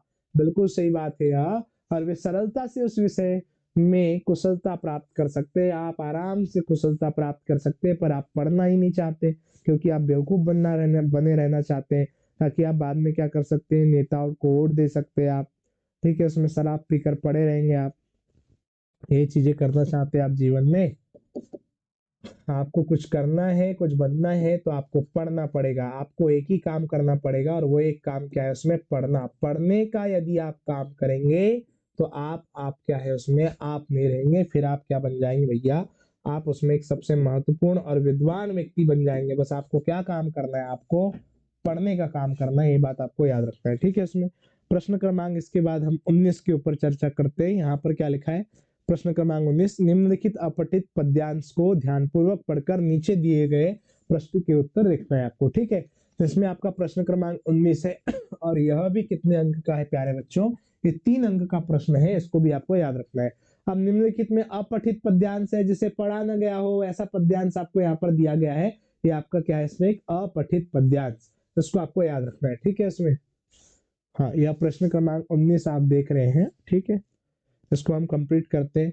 इसके अंतर्गत सबसे पहले आप पठित पद्यांश को पढ़ने के लिए आपको सबसे पहले इस आपके पद्यांश को पढ़ना होगा। पद्यांश को ध्यान पूर्वक देखिए आप, यहाँ पर क्या लिखा हुआ है देखिए इसमें,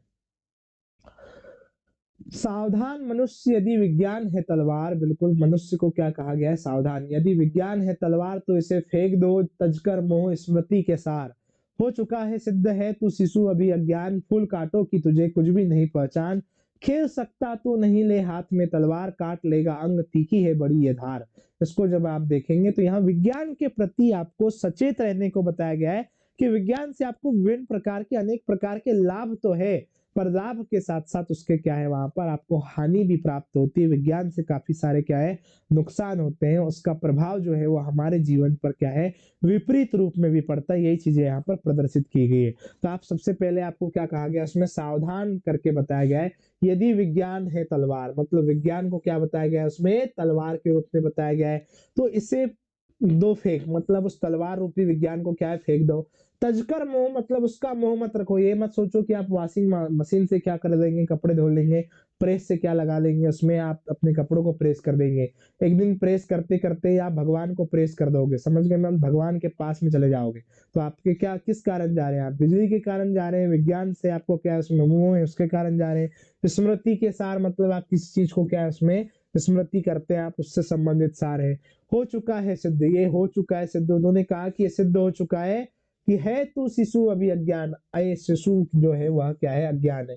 या शिशु किसको कहा गया है, मानव को कहा गया है कि मानव तू अभी क्या है विज्ञान के प्रति अज्ञान है।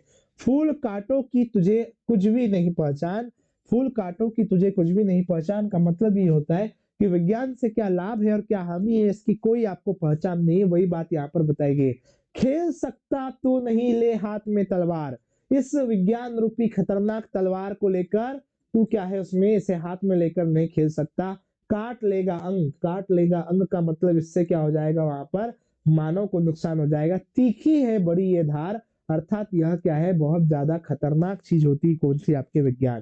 तो आपके यहाँ से सामान्य सा सिस्टम है भाई, बहुत सरल सा आपका वर्णन है कि सावधान मनुष्य, यदि विज्ञान है तलवार, अर्थात विज्ञान को क्या बताया गया तलवार, जिसे आपको फेंक देता है, इसका मोह आपको समाप्त कर देना है, इसे अपनी स्मृति से दिमाग से निकाल देना है।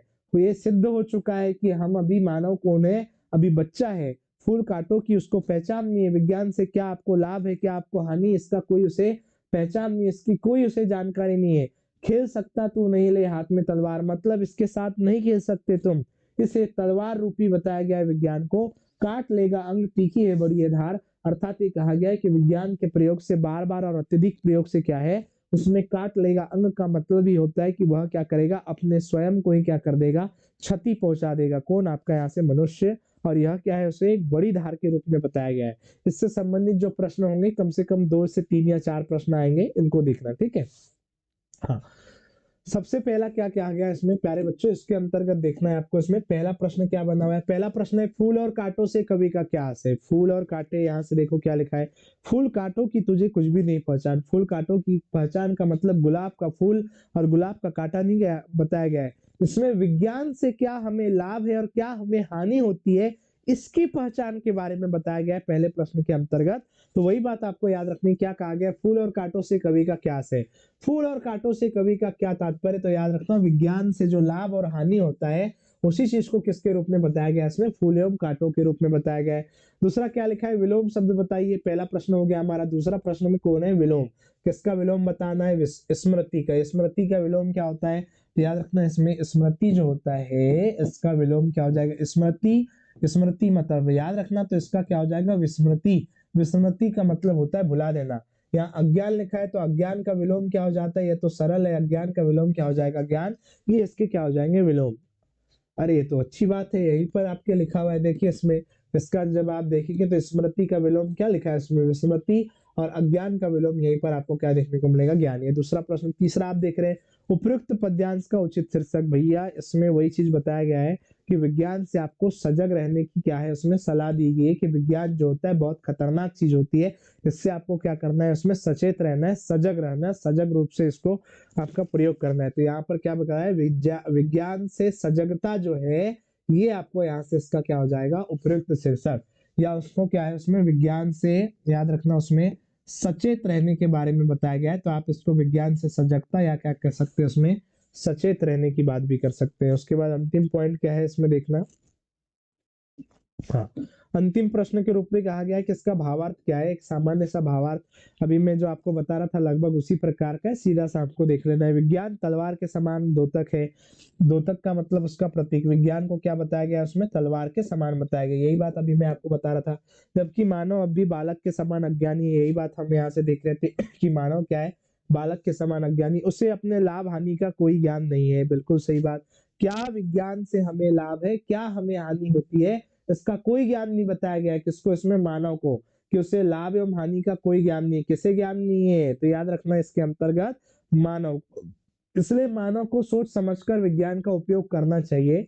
ये सरल सी बात है भाई, कि इसमें मानव को क्या करना है, सोच समझकर आपको क्या करना है, विज्ञान का उपयोग करना है। अन्यथा विज्ञान से क्या हो जाता है, नुकसान पहुंचा सकता है विज्ञान। और स्वाभाविक सी बात है, विज्ञान के बहुत सारे लाभ तो है, पर लाभ के साथ साथ लाभ से अधिक आपके बहुत सारे क्या हो जाते हैं, नुकसान भी हो जाते हैं। नुकसान क्यों होते हैं विज्ञान से, क्योंकि उनका जो प्रयोग होता है वो एक प्रकार से क्या है, अनुचित प्रयोग करने लगता है जब इंसान, तो विज्ञान से क्या हो जाता है, नुकसान प्राप्त हो जाता है। ये याद रखना है, ठीक है इसमें।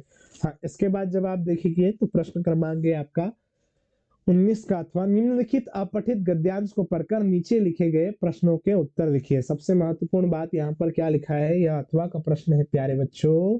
यह अथवा है आपका प्रश्न क्रमांक 19 का, और यहाँ पर क्या है, अपठित गद्यांश। अभी हमने क्या देखा था उसमें, अपठित पद्यांश। जिसे आपको प्यार से पढ़ना है, प्यार से पढ़ो, अरे प्यार से पढ़ो यार इसको। देखो क्या है इसमें लिखा है, वैदिक काल से हिमालय पहाड़ को बहुत पवित्र माना जाता है। हिमालय पहाड़ को बहुत पवित्र कब से माना जाता है बताओ? वैदिक काल से। याद रखना इसमें। तो एक सबसे महत्वपूर्ण बात, मैं इसको बार बार नहीं कराऊंगा, एक ही बार में यहाँ से प्यार से आपको इसी के साथ पढ़ने के साथ ही कर देते हैं हम, समय भी ज्यादा हो गया। देखिए, वैदिक काल से ही हिमालय पहाड़ को बहुत पवित्र माना जाता है। किसको पवित्र माना जाएगा, हिमालय पहाड़ को। इसमें कोई संदेह नहीं कि हिमालय के पहाड़ों का दृश्य अति सुंदर है, बहुत अच्छी बात है। इसकी विशालता देखकर मन आनंद और कृतज्ञ हो जाता है। मन में क्या हो जाता है, आनंद उत्पन्न हो जाता है, कृतज्ञ हो जाता है, ऋणी हो जाते हैं हम इसके। मक्खी बैठ गई बोर्ड के ऊपर, भाग जाओ मक्खी यहाँ से। ठीक है, देखो इसके बाद क्या किया गया, ऐसा लगता है कि यह विशाल सृष्टि ईश्वर की देन है। बिल्कुल, यह जो विशाल सृष्टि है, हिमालय, नदियां, पर्वत, पहाड़ जो भी है, किसकी देन है, ईश्वर की। सारी सृष्टि के प्रति समभाव जागृत होता है। समभाव का मतलब संपूर्ण सृष्टि के प्रति कैसा भाव जागृत होता है, समानता का भाव। वस्तुतः ये दृष्टि कोरी कलात्मक या आध्यात्मिक नहीं है। मतलब ये जो दृष्टि होती है, कोरी कलात्मक एवं आध्यात्मिक नहीं होती। इसमें आध्यात्मिक नहीं बताया गया, क्योंकि ये जो आपका पहाड़ या हिमालय जो होता है, यह क्या होता है, ये एक भौगोलिक पृष्ठभूमि होती है, भूगोल से संबंधित होता है। भारतवर्ष में जलवायु का सामंजस्य हिमालय बैठाता है। ये बिल्कुल अच्छी बात कही है इन्होंने। इन्होंने क्या कहा कि भारतवर्ष के अंतर्गत जलवायु का जो सामंजस्य है, जलवायु कैसे कौन बिठाता है, उसमें हिमालय के द्वारा ही जलवायु का सामंजस्य बिठाता है। उत्तरी भाग को पानी देने वाला है, यह क्या होता है, उसमें उत्तरी भाग को पानी प्रदान करता है कौन, आपका हिमालय। हमारा जो भारत होता है उसके उत्तरी भाग में वर्षा होगी नहीं होगी, कहाँ से होगी, किधर से होगी, ये सारी चीजें कहाँ पर, किस पर निर्भर करती, हिमालय पर। यहाँ बद्रीनाथ, इसको याद रखना है, सबसे महत्वपूर्ण। यह क्या है, इसमें धार्मिक स्थल। यहाँ बद्रीनाथ, केदारनाथ, गंगोत्री, यमुनोत्री जैसे पवित्र नदियां जो जीवन को देती है, बिल्कुल ऐसी क्या है, उसमें पवित्र नदियां प्रवाहित होती है। कहां से प्रवाहित होती है, तो आपको याद रखना है, हिमालय से। गद्यांश का उचित शीर्षक लिखिए। तो हिमालय जो है वह एक महत्वपूर्ण वरदान के रूप में होता है हमारे भारत के लिए। तो वही बात आपको याद रखना है, जो पहला वाला प्रश्न यहाँ पर कहा गया है। और पहले प्रश्न में क्या कहा गया है, इसको देखिए, यहाँ लिखा है कि गद्यांश का उचित शीर्षक। उचित शीर्षक क्या होगा, सबसे पहली बात तो शीर्षक किससे संबंधित होगा, हिमालय से। अब हिमालय हमारे लिए क्या करता है, जलवायु का सामंजस्य बिठाता है, उत्तरी भारत में वर्षा कराता है, तो हमारे लिए तो वरदान हो गया। तो आप एकदम सामान्य रूप से इसको क्या कर सकते हैं, उचित शीर्षक क्या कर देंगे आप, हिमालय एक वरदान। मतलब संपूर्ण जो अपठित गद्यांश है प्यारे बच्चों, यह किसके इर्द गिर्द घूम रहा है, किसके आसपास घूम रहा है, हिमालय के आसपास। और हिमालय के माध्यम से हमें काफी सारे लाभ भी है, उसी पर हमारा जीवन क्या आश्रित है, इस प्रकार का भी परिप्रेक्ष्य है इस आपके अपठित गद्यांश में। इसलिए हम कह सकते हैं कि हिमालय क्या है, एक वरदान है। दूसरा प्रश्न यहाँ से देखेंगे हम, किस काल में हिमालय को पवित्र माना जाता है। अभी मैंने आपसे कहा किस काल में हिमालय को पवित्र माना जाता है, वैदिक काल से ही हिमालय पहाड़ को बहुत पवित्र माना जाता है। तो बहुत बहुत पवित्र कब से मानते हैं आप इसको, वैदिक काल से मानते हैं, ये बात आपको याद रखनी है। तो आपने सीधा याद रखा किस काल से हिमालय, किस काल में हिमालय को पवित्र माना जाता है, वैदिक काल से ही हिमालय को पवित्र माना जाता है। सरल सा प्रश्न है यह। तीसरा प्रश्न देखेंगे इसमें, हिमालय को देखकर कौन सा भाग नहीं है यार, कौन सा भाव जागृत होता है। एक हमारा सागर भाई है, यह टाइपिंग करता है, मिस्टेक कर देता है, प्यारे बच्चों को समस्या हो जाती है। फिर देखो, हिमालय को देखकर कौन सा भाव जागृत होता है, तो यहाँ पर आपको याद रखना है, हिमालय को देखकर समस्त सृष्टि के प्रति समभाव जागृत होता है। समभाव का मतलब क्या होता है? अरे सम का तात्पर्य ही है कि इसमें कैसा भाव, समानता का जो भाव है, वही समानता का भाव जागृत होता है। ये बात आपको याद रखनी है कि कैसा भाव जागृत हो जाएगा, समानता का भाव। अब आप देख रहे हैं कि ये कहाँ लिखा है, अभी मैंने आपको बताया था, ये देखो यहाँ से कि यह विशाल सृष्टि ईश्वर की देन है, सारी सृष्टि के प्रति कैसा भाव जागृत होता है, तो याद रखना संभाव जागृत होता है। अभी मैंने आपसे कहा भी था, ये इसमें इस प्रकार से जागृत हो जाएगा, ऐसा लिखा जाता है जागृत, ठीक है। इसमें कैसा भाव, समानता का भाव। हालांकि इसके जो प्रश्न है यहाँ पर, जो अपठित गद्यांश के अंतर्गत दिए हुए हैं, ये सारे के सारे क्या है, उसमें एक सरल भाव पर है। तो आप भी जानते हैं कि 2 अंक वाले जो प्रश्न होते हैं उनके उत्तर क्या होते हैं प्यारे बच्चों, उसमें छोटे होते हैं। पर ये जो आपके 3 अंक हैं, इसके अंतर्गत मैं आपको थोड़ा सा विवरण भी पढ़ा देता हूँ यहाँ पर। जैसे अगर आप 2 रचनाओं को देखते हैं, तो उसमें 2 से 3 या 4 रचनाएं जो मुख्य मुख्य है वो मैं आपको बता देता हूँ, ताकि वस्तुनिष्ठ पर अगर प्रश्न आ जाए कि यह रचना किस कवि या लेखक की है, तो आपको वह भी रचना बन जाए जो महत्वपूर्ण है। उसके बाद शैली की जब हम बात करते हैं, तो 3 अंक का ही प्रश्न है। आप अगर यहाँ से 2 या 3 शैली भी लिखेंगे तो भी ठीक है, फिर भी मैं 4 से 5 शैली आपको बता दे रहा हूँ, ताकि आपको चीजें याद रह सके। उसके बारे में थोड़ा भी यदि आपको याद रहता है, तो आप अपने विचार के आधार पर भी आप उसको लिख सकते हैं, ठीक है। तो अभी आज हमने क्या देखा, इसमें प्रश्न क्रमांक हमने 16, 17, 18 और 19, जिसमें हमने 16 और 17 में कवि एवं लेखक का परिचय देखा, जिसमें अथवा के प्रश्न भी शामिल थे। और उसके बाद हमने प्रश्न क्रमांक 19 देखा, जिसमें हमने क्या किया, पठित गद्यांश एवं पद्यांश के ऊपर चर्चा की। तो यह 3 अंक के आपके जो 4 प्रश्न थे, वो अथवा सहित कुल 8 प्रश्नों पर हमने आज चर्चा की है इस वीडियो में। और इसके बाद आपके 4 अंक के कुल 4 प्रश्न बचेंगे, जिसमें प्रश्न क्रमांक आपके 20, 21, 22 और 23, ये आपके 4 प्रश्न होंगे, जिसमें आपको संदर्भ प्रसंग सहित व्याख्या होगी, शायद निबंध एवं पत्र लेखन से संबंधित भी एक एक प्रश्न होगा। तो उसके ऊपर चर्चा हम आगामी वीडियो में, दूसरे वीडियो में करेंगे, ठीक है। तो यह मॉडल टेस्ट पेपर का आज हमारा तीसरा वीडियो है। पहला वीडियो आप सभी जानते हैं कि वस्तुनिष्ठ से संबंधित था। दूसरे वीडियो के अंतर्गत हमने 2 अंक के प्रश्नों पर चर्चा की थी। आज तीसरे वीडियो के अंतर्गत हमने आज 3 अंक के ऊपर में, 3 अंक के प्रश्नों के ऊपर में चर्चा की है, ठीक है। तो आप पढ़ते रहिए, मुस्कुराते रहिए और जीवन को आप आनंदित रूप से होकर जीते रहिए। परीक्षा का बिल्कुल भी आप टेंशन मत लीजिए, आप तनावग्रस्त होकर परीक्षा की तैयारी मत कीजिए, आप सरलतम रूप से कीजिए। ईश्वर की चाह होगी, आपका अच्छा खासा प्रयास होगा, तो आपका परिणाम बहुत अच्छा होगा, सर्वश्रेष्ठ होगा। धन्यवाद।